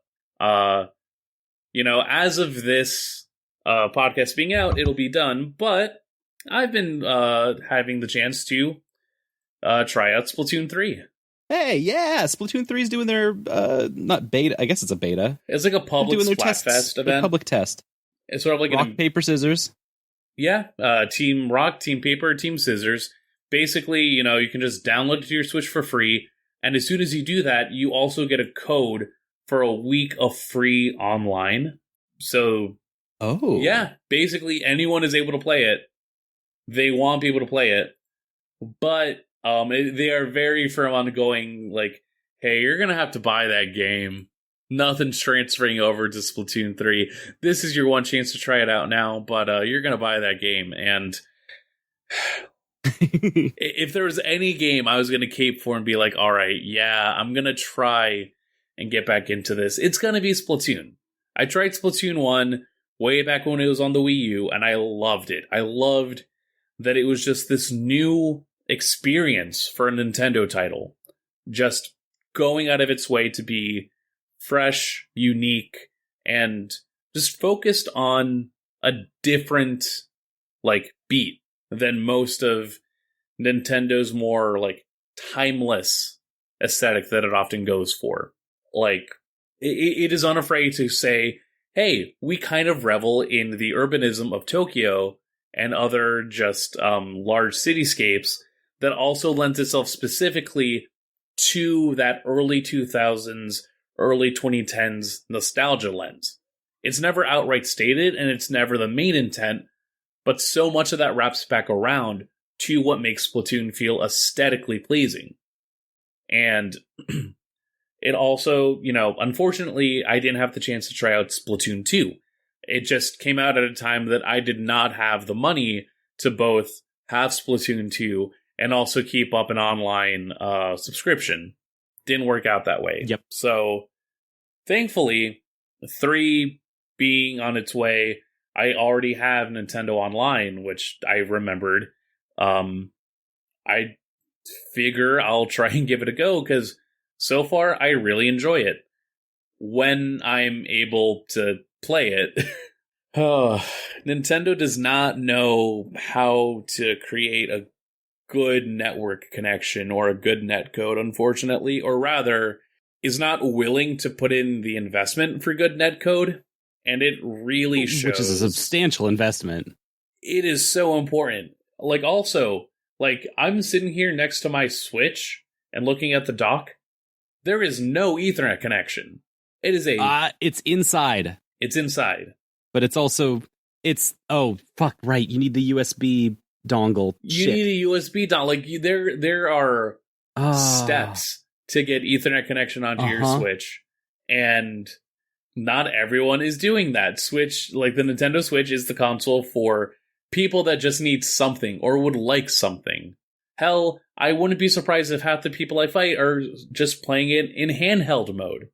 Because you can do that. Oh man, I wish I could give you my dongles. I've got dongles out the ears over here. Right. But no, like it's just the reality of that user base, and it sucks when you're getting ready to get in there, and then all of a sudden you just get hit with a network connection that's lost, or just like someone drops by accident, and it's so frustrating because when the game works, I just am transported back to 2015, going through and like experiencing this for the first time, and I love the addition of some of the new weapons. And again, not the best shot. In Splatoon, it's even weirder because of the fact that you're not trying to aim specifically for people, you're aiming for area, and you're trying to reclaim more area using those weapons.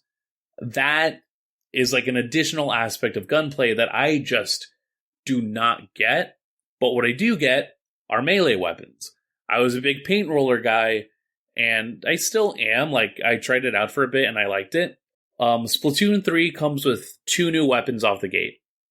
The bow, that is literally just a bow weapon that I think fires in 3 separate directions. So if you're a gyro control master, that's right up your alley. But there's also the Splatana wiper. So literally a katana that looks like a windshield wiper. Nice. And each swipe, you can like rapidly swipe to just like shoot out horizontal streaks of like paint at you. Well, imagine a judgment cut, like Virgil judgment cut, where it's just like he slashes and then there's like energy that comes out of the sword. It's that, but it's paint. You can also charge it to get a vertical slice that goes extra distance. So it's a pretty intuitive way to just like actually cover some of the area around you. And then it, with that like conceit to it, it's not necessarily a melee weapon so much as like mid-range, but you get 2 good charge shots and they are quick charges. You can get somebody out in no time. And each weapon sort of has its own set sub-weapon and super. So for this one, its sub-weapon was like a homing missile that you could lob, and as soon as it got a whiff of anybody in the vicinity, it would start to seek them out, which really helpful in that sort of a combo. And then the super was just a big ol' stamp, and you just hold ZR, you start stamping your way through the front of everything, sort of like a chain chomp or a piranha plant in Mario Kart. And when you're done with it, or when you're almost done with it, you can choose to throw it like you would your sub-weapon, and it just does a big splash. Oh, nice. Nice.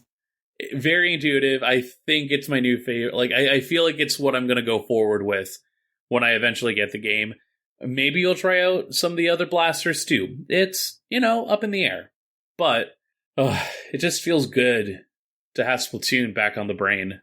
Splatoon has extremely interesting design philosophies because, like, they're the only game that's like a shooter. Shooters are known for being slick and they try to be texture free, as smooth as possible. And Splatoon leans very hard into not being texture free. They have like really rough textures to their guns and their weapons. They make you start and stop shooting in fun ways and interesting ways over and over. That makes a like specific flow for each weapon. It's really smart. It's very cool to see, and I'm glad they've just been improving on that over and over. Definitely. It feels like a good culmination. I don't know if this will be the last Splatoon game we see.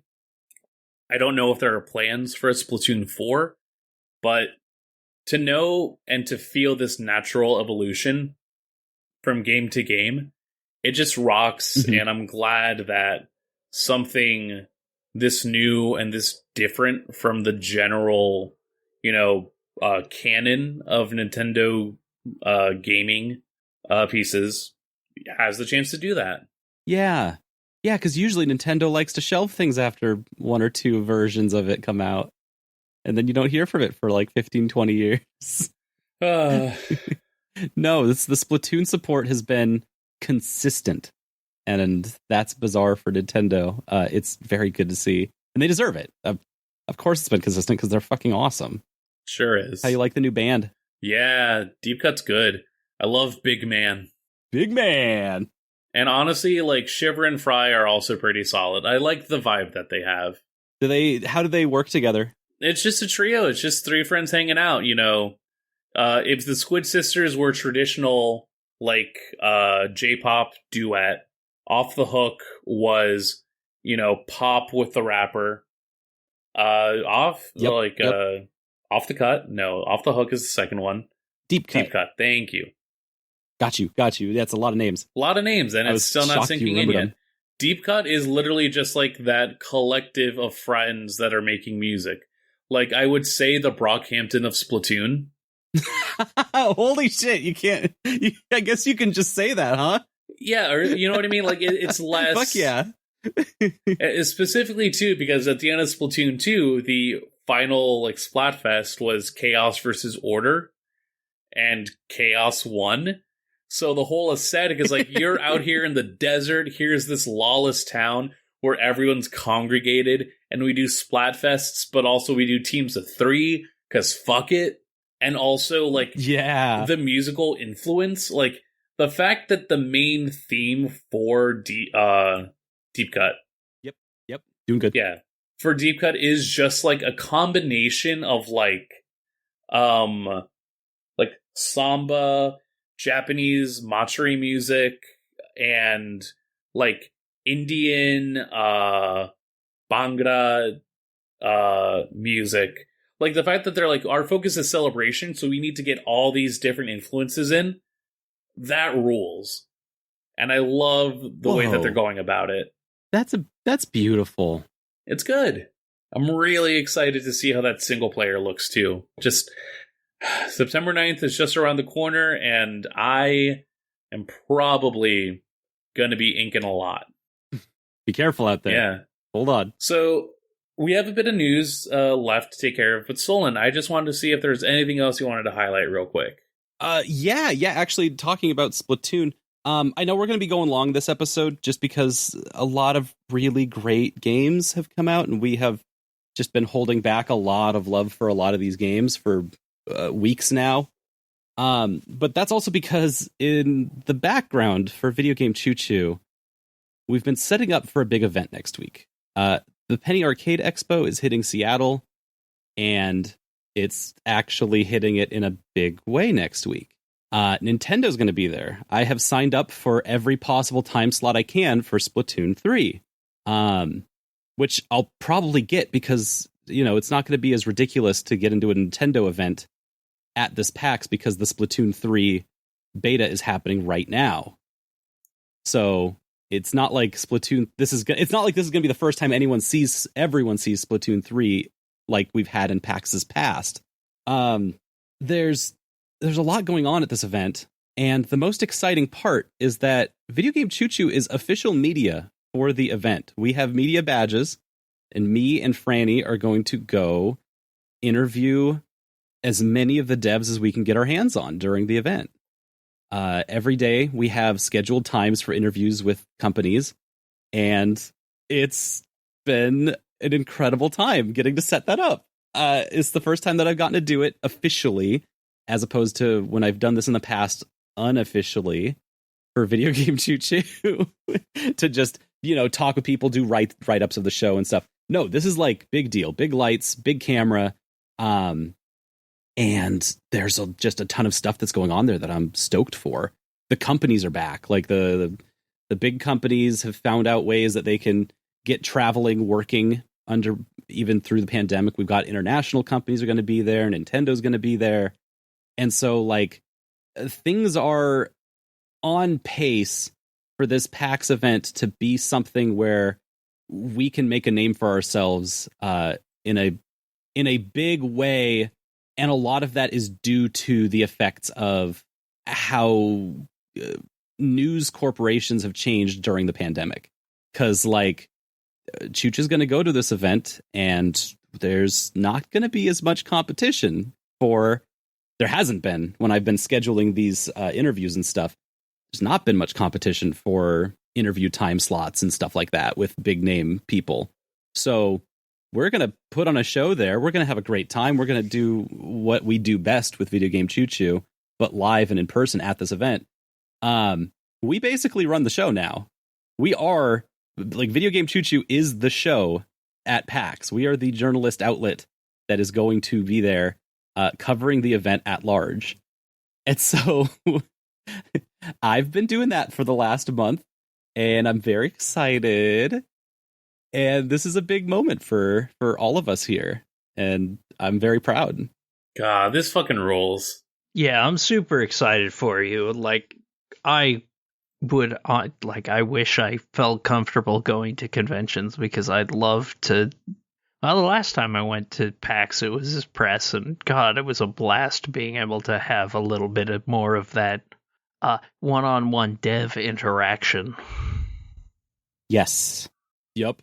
Every time I've done this, I've had to do it without the media badge, which means it's just I'm a rando going up to people with business cards like, hey. I'm just glad that, like, you know, hey, you're getting that actual scheduled time, because when I still remember the most unpleasant experience I had at PAX was with the Scribblenauts devs.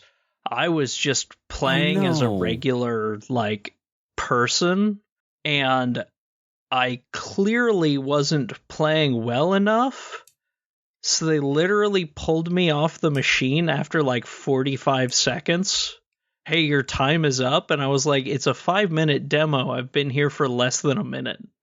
It was like, oh, that sucks. The weirdest experience I've ever had. And then they sat down one of the people that I ended up working with later. They just wanted to pull me off the machine so they could have a press person sit down, even though you weren't allowed to have separate lines for press and guests at PAX back then. I don't know if that's changed. Yeah, that is definitely. They're supposed to have their own area. But yeah, they just I got pulled off machines in both that, and I want to say it was a Battlefield game when they were bringing Battlefield back first, that I got yoinked off to put a press person there. Oh. But I'm glad they're like, you get all the fun interviews. Yeah, there's a couple of them that I'm really looking forward to. Demon School is going to be showing there through Yeastbird Games. I'm excited for that one. It looks really cool. The Forest Cathedral was another one that came up a lot during the last couple of like indie showcases with Whitethorn Games. There is one that's got me really excited. I'm just going to give you all sneak peeks at what we're looking at here. Colossal Cave from the late 70s. This is a game from the late 70s, a text game before Zork. Colossal Cave is having a remake, and I'm gonna mess up her name. Brenda Williams is the King's Quest designer. She's working on it, is going to be there, and I'm going to talk to them. And so like they're making like a big 3D version, like VR version of Colossal Cave that I'm like, oh, that's kind of wicked. But also the big one I'm psyched for is System Shock. The System Shock remake, they're going to be there, and we've got a time scheduled to go talk with the devs on System Shock. I'm going to go hang out with Shodan. She's going to say I'm a hacker and then kill me inside and then outside. It'll be gross. God, it's going to be a big week for Chooch next week. Mm-hmm. But with that in mind, I guess, like, you know, funnily enough, the conversation around game devs and just like what that development sphere looks like actually had some pretty big updates recently. Over at Gamescom, Hideo Kojima announced that he's going to be running a podcast that'll feature Jeff Keighley. And it's just the funny. collab of the century.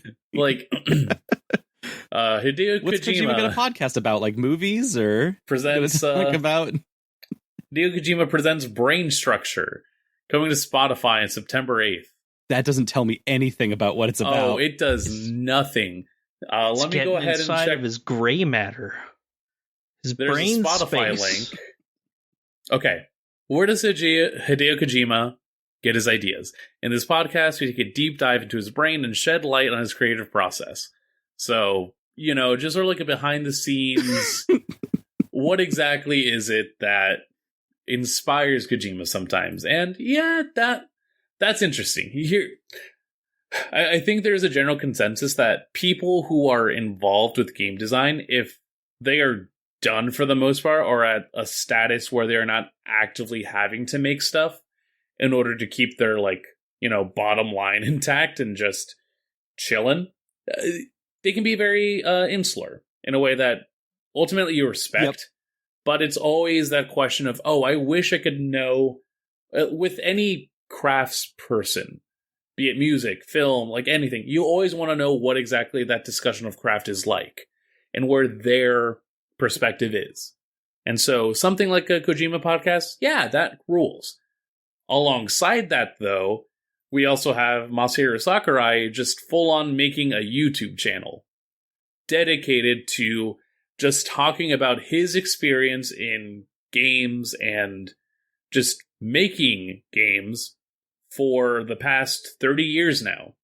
And I've subscribed and I've checked it out, and it's a very interesting collection so far in that it is definitely one person's experience with gaming, and ultimately how you take the information will definitely depend on how you as a game creator necessarily want it. Will everything apply to you? No, probably not.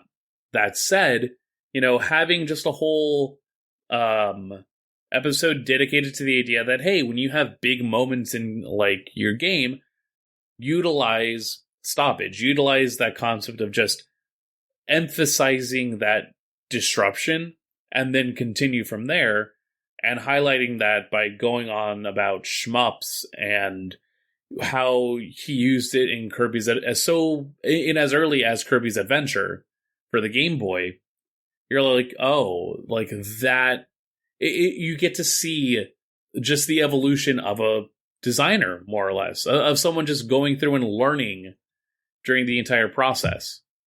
And It's not just those tips, it's also just talking about, he has one episode that's talking about the experience on making Kirby's Dream Land, and how ultimately, that was a conversation of game accessibility. He wanted to make a game that anyone could pick up and play, and that's why, you have a character that can suck enemies up and hit them out.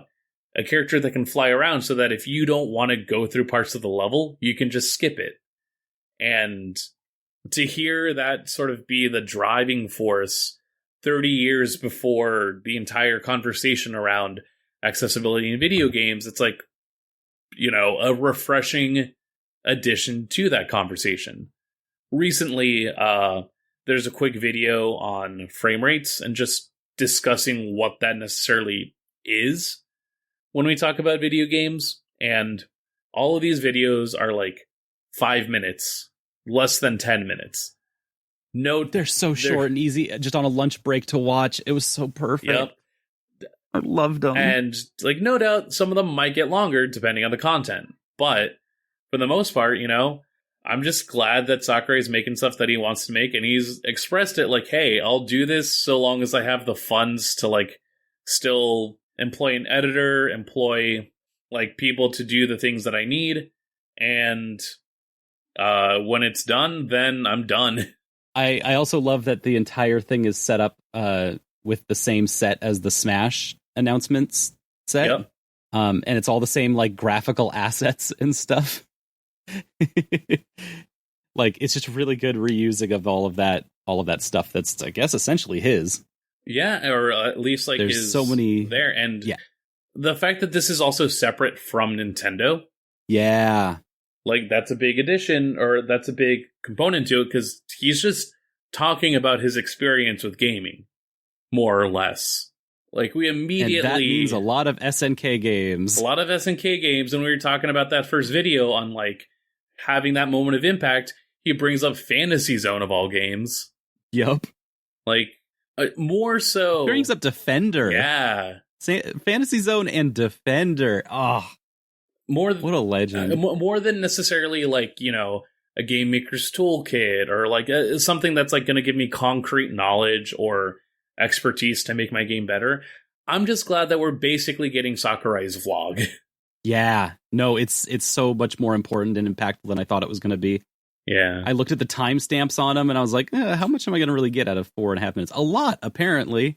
It's not even like, so like Game Maker's Toolkit and those are just incredible resources, and they'll teach you like a teacher teaches how to make stuff. But what Sakurai is doing is teaching you like a mentor would teach stuff, which means they're not teaching you like, oh, these are industry best practices. You'll be able to get a job anywhere with these kinds of tools in your toolkit. No, he just says, he just in layman's terms tells you the way things work in his head, which is like, well, when there's a big moment, that's when we use the stop function. When there's a big moment and we want to emphasize it, we'll use screen shake. That'll emphasize it more.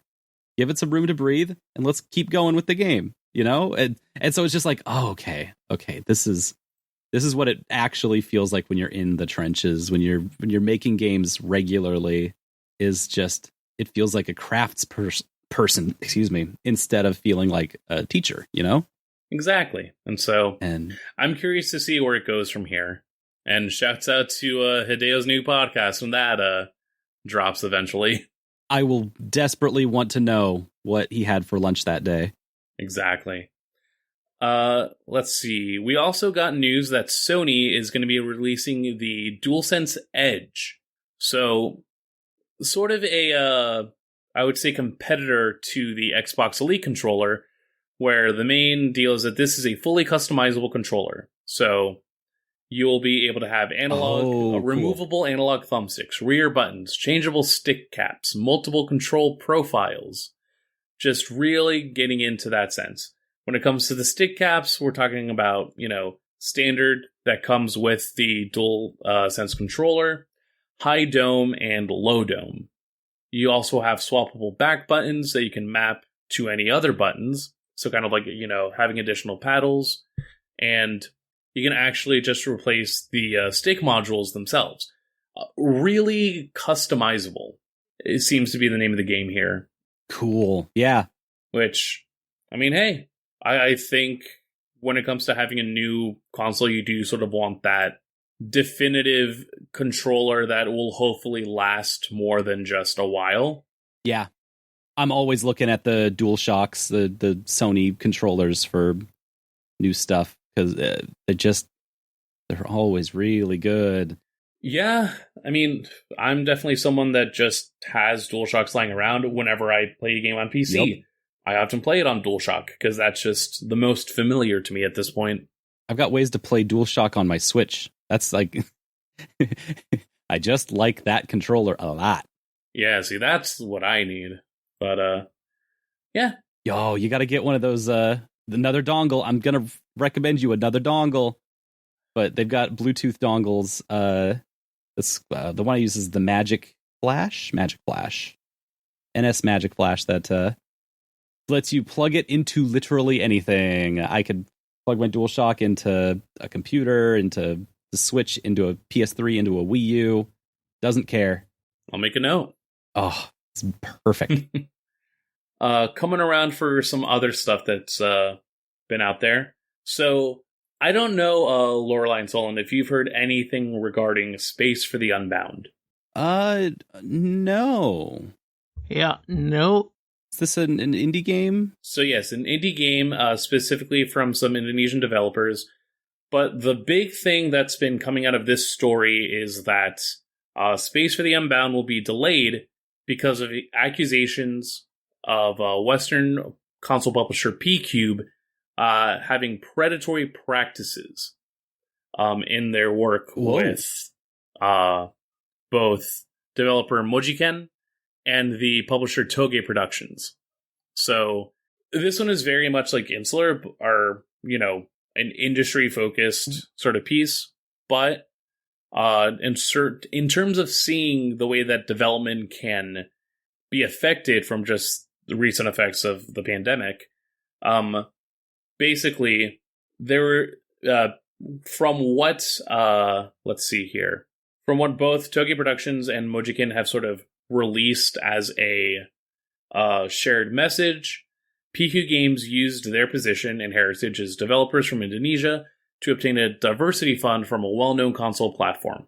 The fund was a grant intended to help underrepresented game developers, especially during the pandemic. However, instead of giving those funds to the developers as the grant was intended, PQ Games intentionally withheld information about the grant and used it as a leverage for their own commercial gain. Rather than paying the grant money to them, PQ Games hid the fact about the grant's award and added it as a recoupable minimum guarantee, and then used it to negotiate the increase of their revenue share. They only uncovered the true amount of these funds and their intended purposes in March of this year. Whoa. Yeah. So this is their console publisher, not the publisher, not the developers. This is the console publishers. Yes, the console publisher. And so, a lot to navigate in just that one specific scenario, but ultimately a case of what seems to be someone ultimately wanting to expand their dollar in a negotiation, and in a way that ultimately does not paint the best light for that same developer. And they stole a cake and they want to eat it now too. Right. Like, they didn't even make their cake and eat it. They like stole it from people. And it was that's bizarre. Because like the publishers in this situation don't necessarily have to come out and be like, well, that's fucked up. I mean, it is fucked up. It clearly is. But like, they don't have anything to gain from this other than being like, PQ, I'm not working with them ever again, obviously. Mojikin, the developers, they are out in every sense of the word. They're just completely out and they're fucked 6 ways till Sunday about over this.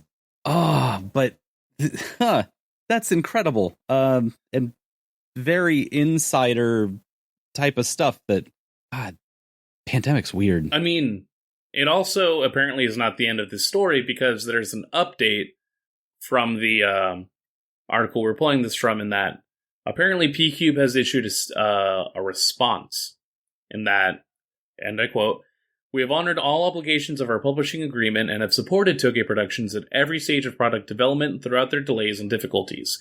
This support has included offering significant further funding over and above grant funding to support development, porting, and marketing. Toge Productions have sought for some time to unilaterally enforce unreasonable revised terms to our agreement, and it is disappointing that, as a result of not achieving that, and despite P-Cube's significant efforts to accommodate this, they have sought to deal with the matter in this way." So, additional information regarding, what exactly is happening for the development of this game, and the fact that it is specifically going back not necessarily at the developers, but, production company going back to production company, and focusing that sort of a response back to what's been coming up. Wow. There's a lot there, and, I am curious to see what comes next out of this story, because I definitely knew nothing about A Space for the Unbound. It seems like a very, adventure, narrative-focused kind of a story, or kind of a game, and with the just focus on the fact that it is from an Indonesian studio, there's definitely a lot there that gives it, some space to work around with. And it hopefully can tell the story that it wants to, but unfortunate that it is involved with such a specific set of backstage politicking, to say the least. Yeah, what a wild way to learn about a game that looks really cool. Yeah. Oh boy. And this, this happens every once in a while where we learn about a game through its, controversy. But this one's incredible because, usually the relationship between a publisher and the developer is a constant ongoing thing. It's not something that they put the game out and then that relationship's over. No. You have a very tight relationship. And if something fucks with that relationship specifically, and in this case, it's a console publisher who is monetizing off of that relationship, where both parties are making like co-op letters.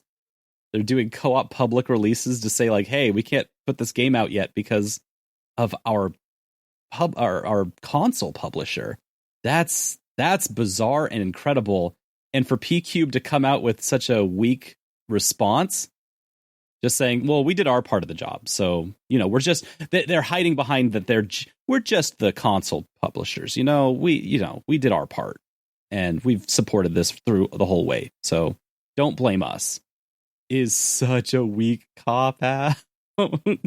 It feels so weak. That's not a good look for all console publishers. So I'm hoping more will come out of this because this affects a lot of people. This goes far beyond probably what P-Cube thinks is an internal strife, because all game developers and publishers are looking at each other like, wow, this could be us with our console publishers, with our, third-party people that we work with to make sure games come out, because, games involve so many parties, so many people. And one of the most important parts of developing a game is your relationship with your publisher. This is an incredible story for just a lot of reasons. Yeah, here's hoping that we can hear about any sort of developments as they continue.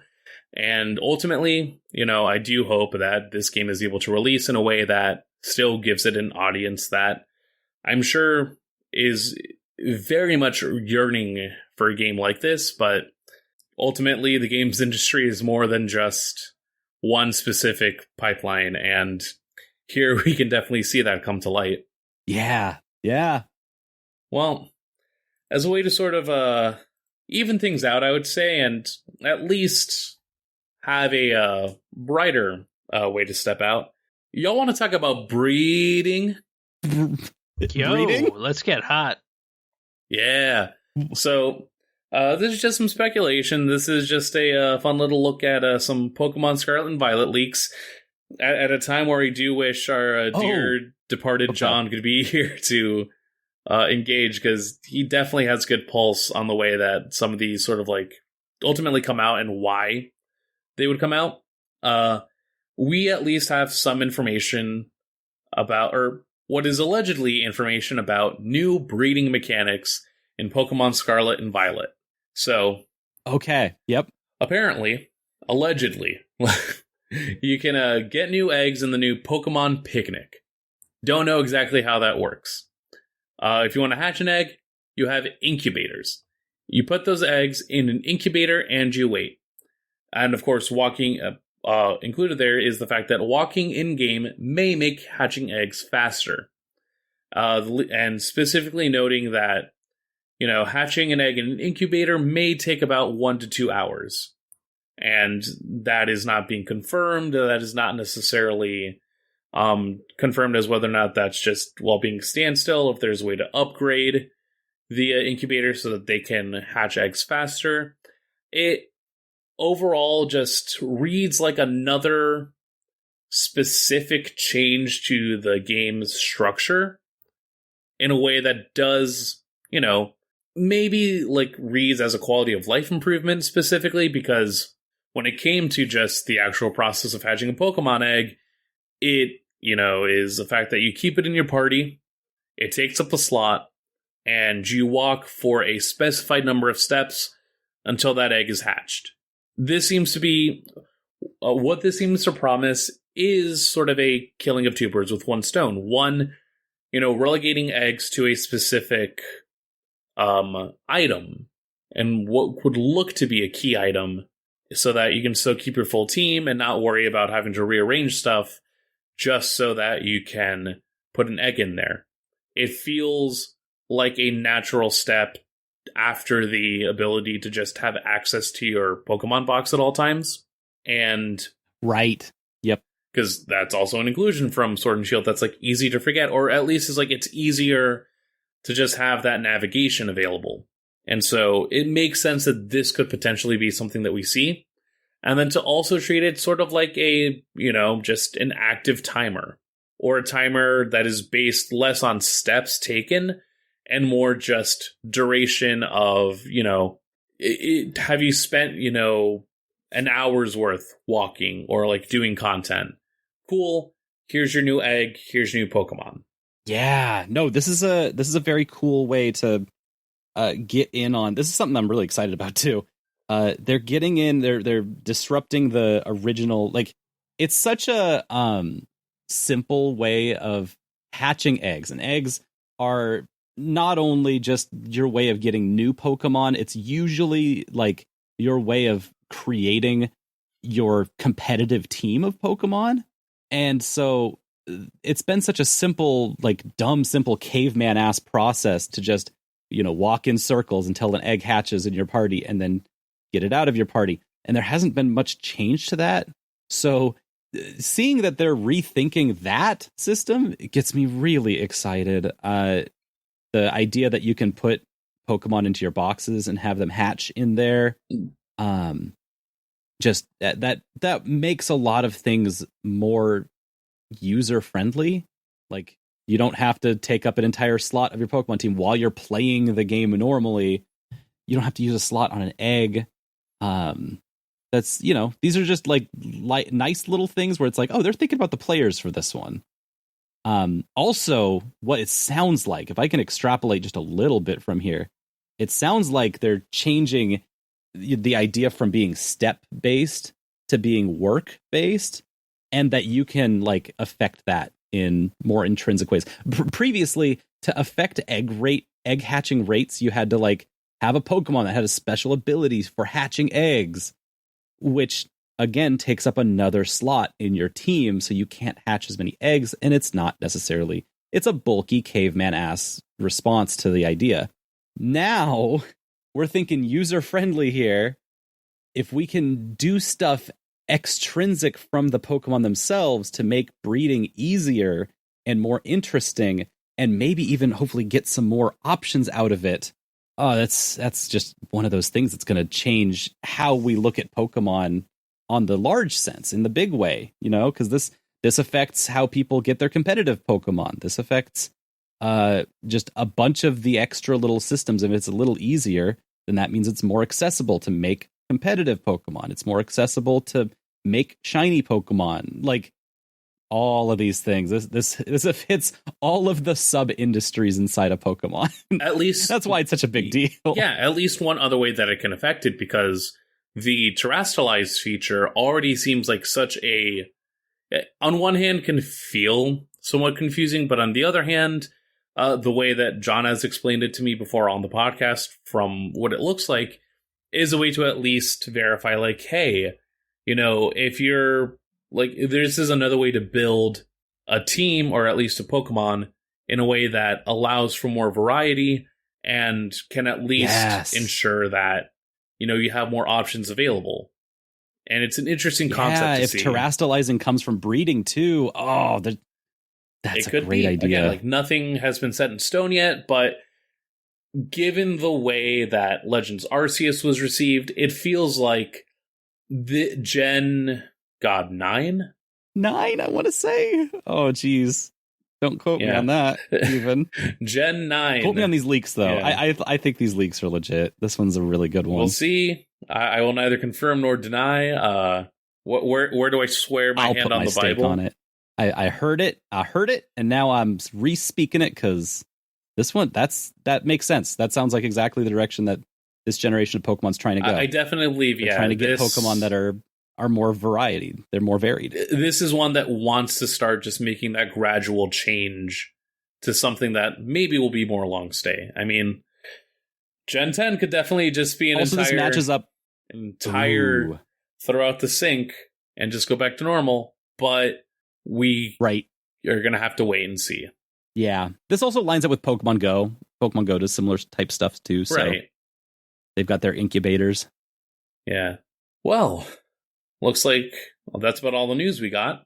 Would you all like to check out some questions?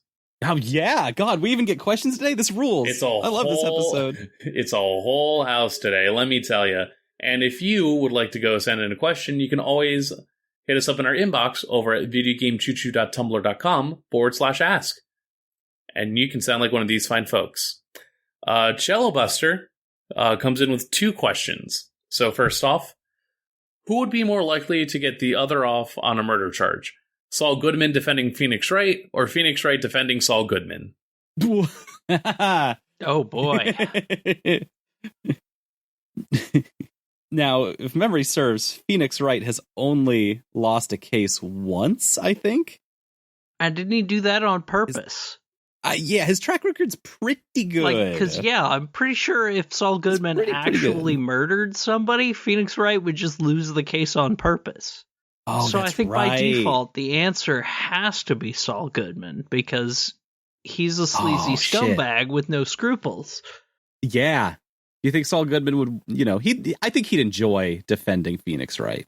I mean, this anime hobo right here used to be a lawyer. If he was a lawyer, he wouldn't. Well, why did I give him a Brooklyn accent? I have no fucking clue, but I guess that's just because it's what I picture all lawyers sound like. But that's just the vibe of Bob Odenkirk. Brooklyn Bob. Yeah, I mean, Phoenix has already been tried for murder once as well. Yep. And, I mean, if a fresh Mia Fey could take care of it, I could see Saul at least having enough experience to handle this kind of a scenario. Yeah, you got to think about this both ways. It's not just the work of the defense, but if Phoenix Wright got a murder charge, it's probably through some incredibly wacky situation that Saul Goodman... Can Saul Goodman parse the wacky situation that Phoenix Wright is in? And vice versa, can Phoenix Wright parse whatever situation Saul Goodman got into? Well, it turns out it was Drew Badman that made the killing. Oh, no. I don't want to call him. This Drew guy. This is my San Francisco burger accent. For Phoenix Wright. It was Badman. I think he's not a good guy. Drew Badman, where were you on the day of January 6th, 2021? I was being a bad man. Just bad man things. Yeah. As my client clearly says, Mr. Badman was not. I mean, because there's the thing. Like, Phoenix Wright also only has 3 days to solve the case. So Saul would have months to prepare. That's true. Months to get all the character witnesses that say, yeah, Phoenix is a weirdo, but he's a good guy. Yeah, I like the reality that ultimately Saul would have the easier time, but only because of Phoenix's standing, versus Phoenix with all of his knowledge and ability as a lawyer are already starting at like double the length behind the finish line. Yeah. God, that's an incredible question. Yeah, really good one. Also from Cello Buster. Now that you've had 70 years and 2 sequels to fully reflect on the question, would you say you are more of a squid or a kid? I'm a kid. I'm still a kid. I'm a kid. I'm fine with that. Yep, always a kid. Tonight might change it, though. Lorelai, which one are you? Always a kid. I'd be more of an Octo kid than a squid. I was going to say. Because Octo kids have that goth vibe going with them, and that's just so much cooler. Yeah, if I had to choose, I would probably be an Octoling, just because there is literally, as I was making my character, I just kind of dug those aesthetics more. Like, the Squid Kids love to have just, like, bangs, and I'm not against that, but my hair can't really form into fangs, or into bangs, and it can't, like, do a lot of the preppy little, like, Bushwick Kid shit that a lot of Squid Kid haircuts do. That said, Octolings... I just realized I've got squid hair. Like, for whatever reason, the Octolings sort of just, like, code as having curlier hair. Oh, right. Yeah, that makes sense because of the octopuses, they got all the little... Yeah, and so... squids have, like, straight tentacles. Yeah. None of those hairstyles I would necessarily get for myself, but there's at least more that's there that I think, yeah, if I had to be an Octoling, I would probably go for this. Like, this feels more familiar than what the Inklings got going on. I can see that. It makes sense. Yeah. And one more over here. God, I have squid hair. Who am I kidding? Oh, you've got big squid hair. dog, I just dyed half of my hair's red now. Half of it's a beautiful purple color. It look like flowers. It's very squid. I just realized I'm not a kid anymore. This MF's over here hiding in pain. Is that the sound they make? I think that's the sound they make. Yeah, kinda. All right. Got one more question. Strapped. One more over here from Anonymous.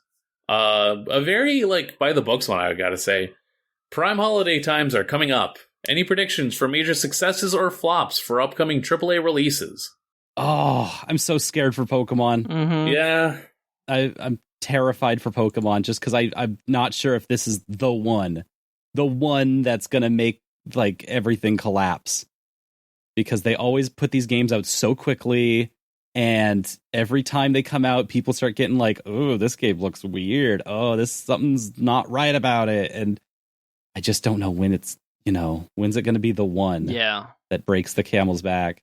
Yeah, I don't think there'll ever be one that necessarily gets to that point, just for the sheer, size of what the Pokemon Company is nowadays. I would not be surprised if Scarlet and Violet just does not have the best numbers starting out. I mean, hey, I feel like the numbers are going to be great. That's not going to be a problem. It's the quality which I worry about. Yeah. I feel like they're every time I see new news, I feel like they're getting too far, going too big on that console. Yeah. Trying to see what's on the horizon coming up. Hey, I could tell you something that's on the horizon for 2 weeks from now that's got me freaking out. The week after Splatoon 3, the biggest game, blockbuster mamma jamma of the year. I didn't even know this was going to be happening this soon. Freedom Planet 2. Oh, yeah. It's finally coming out, the second Freedom Planet. I mean, not that it's been too long or anything, just that shit. That's a second Freedom of Planets. Yeah. After all this time, it's been getting worked on forever. And an appropriate amount of time, if you ask me. Just the first Freedom Planet was out of nowhere, shocking surprise, cool ass hit. Oh, people can make Sonic games that are good. And I've just been so excited for what they could possibly do with Freedom Planet 2. And every time I've seen it at the couple of conventions they've had where they've shown it at, I got to see it at PAX South, the last convention ever before the fall of all humanity. It was awesome. It was so smooth and tight and quick and cool. And now, oh man, I'm so excited for that one coming out. That's the one for me. Personally, I want Sonic Frontiers to do well. I really wanted to do well. Yeah, I guess there's a real Sonic game. Mm-hmm. Whatever. Well, Freedom Planet's gonna look. I love the little guy. we can have more little guys. No, we can have plenty. Exactly. And then I feel like there are definitely opinions on this one, but I'm curious to see how God of War Ragnarok turns out. I will probably pick it up. Yeah, that's right. Oh. I had been watching someone stream the past few God of War games just because they earnestly do love the series, and I get it. The energy that it brings is definitely one where it's if I just dump my brain out, it is a fun character action game, but it's also interesting to see the entire team sort of just go, yes, we're older, and it definitely is a fucking dad game. I would say it's probably the best of the tired dad genre in this Western, aspect of what that is. The tired dad chronicles. I mean, if I have to choose between Joel or Kratos, I'm probably going to stick to Kratos. Yeah, of course. Definitely. Yeah. But I'm definitely curious to see, how it necessarily goes about basically putting an end to this whole saga that it's laid out. Okay, Kratos or Joel, who you've got to pick up the kid from soccer and make sure that they get fed. Who's going to do it better? Or who's going to accomplish it at all? Kratos, as a Spartan, at least understands the value of a meal. That's so vague. Joel does not. Oh shit, you're right. I don't know, man. It just feels like it's easier for him to fuck something up. And this is me talking about the dude that literally wiped out an entire pantheon and kind of just left Greece to ruin. And here comes the second one. Yeah. Well, we're gearing up. We're gonna see. Like this one was pretty fucking easy for me. Bayonetta 3. Yes. Yeah. And also Harvestella. Just because I want more Rune Factory games, and seeing Square Enix making one. Like Rune Factory 5 is good now that it's on the PC. But Harvestella looks great. Yep. Like Square Enix battle system with it, interesting story. It looks like it has farming. It looks like it's got farming, and that's all I care about in a chill but actiony kind of game. That game just looks cool. I'm really looking forward to that one. But yeah. Bayonetta fucking 3 is in November. Shoot. Yep. So, like, really like do hope that thing. Splatoon 3 gets that holiday bump. Ooh. Yeah. Because that would be solid. Oh, God, I just thought about the worst Splatfest idea, and I'm not going to say it on air. Oh. Yeah, especially now that Splatfest ideas. Now they have to have 3 options, They have which to is have 3 awkward options. and cool. can't just do pirates and ninjas anymore. Yeah. I did see a fun, or I think I retweeted it just now. One that was Big Man with like a Yowie shirt, Fry with a Yuri shirt, and then Shiver wearing a shirt with like the Among Us crewmate. See, I thought for the last one you were going to have them wearing a Nahegao sweater just to keep with the shitty anime shirts. God. Oh, God. Big man for big men. Yeah. Folks, I think that's an episode. It's a fucking 3-hour episode. We have had For a lot. Splatoon 3, yeah. But we've come to the end, and video games, they happen. They continue to happen. They're really good this week. Yeah. I mean, What's up with that? as evidenced. Let me see. Where can people find you, Solon? Hey, you can find me at PAX next week. You can find me in person. If you're at PAX, come say hi, please. I would love to see you. You can find me at ChorbySP on Twitter. That'd be a great way to contact me if you wanted to meet up at PAX. And you can find me on twitch.tv/ChorbySP. That's where I do all my villainry and play a lot of Somnium. I'm going to finish that this week. It's going to be awesome. God, those streams have ruled. Ah, Nice. game's still fucking wild. Lorelei, where can people find you? Well, you can find me at twitter.com/Judgment Scythe. Ooh. But you can also find me streaming again on Twitch at Judgment Scythe. Now that it's raid season, I'm going to be a lot more active. But also, be excited. September 23rd. The full debut with all the assets and layouts and all that fun. Yes. I am really excited to play and stream more games than just Final Fantasy XIV, as much as I love it. Yep. Like, Yep. You're going to put your brisket on stream. I mean, you got my brisket, you got Neo Tuesdays. It's very exciting. I want to go through all of the pixel remasters of Final Fantasy on stream. Yep. I want to there's so much stuff. I want Sweet Code and Sunday, of course. Gotta have that. Awesome. Gotta have all the fun. 5 days a week. Got raid, got all that stuff, but most importantly, a lot more than just Final Fantasy XIV, and like, you get to look at my buff lady. Looking buff. Being rad. Mark it on your calendars, folks. The Judgment Scythe is coming. Shing. You can always find me over on Twitter at Mavsplania. That's MAVSPLANIA, MANIA, where, I'm just shooting the shit as always.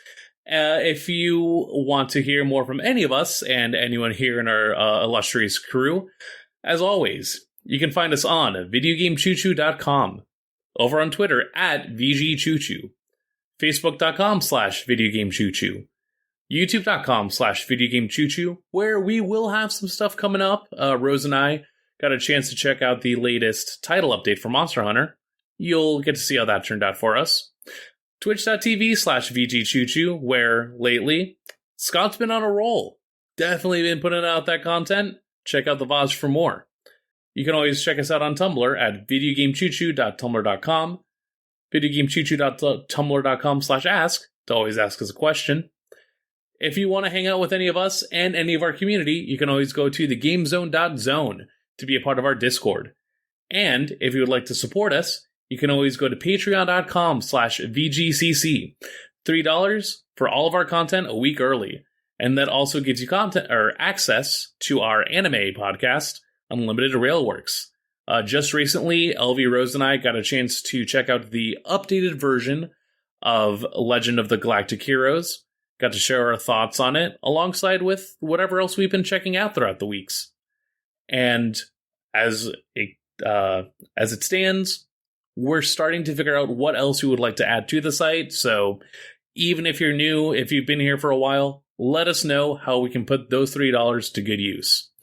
As always, you can find us over on iTunes, Spotify, Google, and Amazon Music, along with our regular RSS feed. And also, shouts out to Magic Circuit for our theme song Crush from the album Magic is Real. You can check them out at magic-circuit.bandcamp.com and over at melchannel.bandcamp.com. Bandcamp Fridays are coming back in September. Go support them for Bandcamp Fridays. And real quick, as they are coming out fresh and quick, Starlight Car has been having some updates. LV has been getting the chance to interview some fantastic people.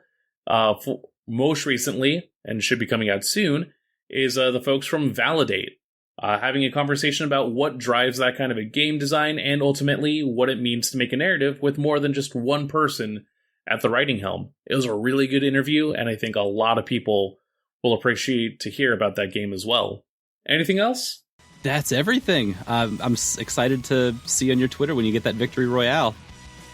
I'll post it someday. Yes. Well, that's it from us over here at the Video Game Choo Choo Podcast. Hope you have a good night. Have a good one.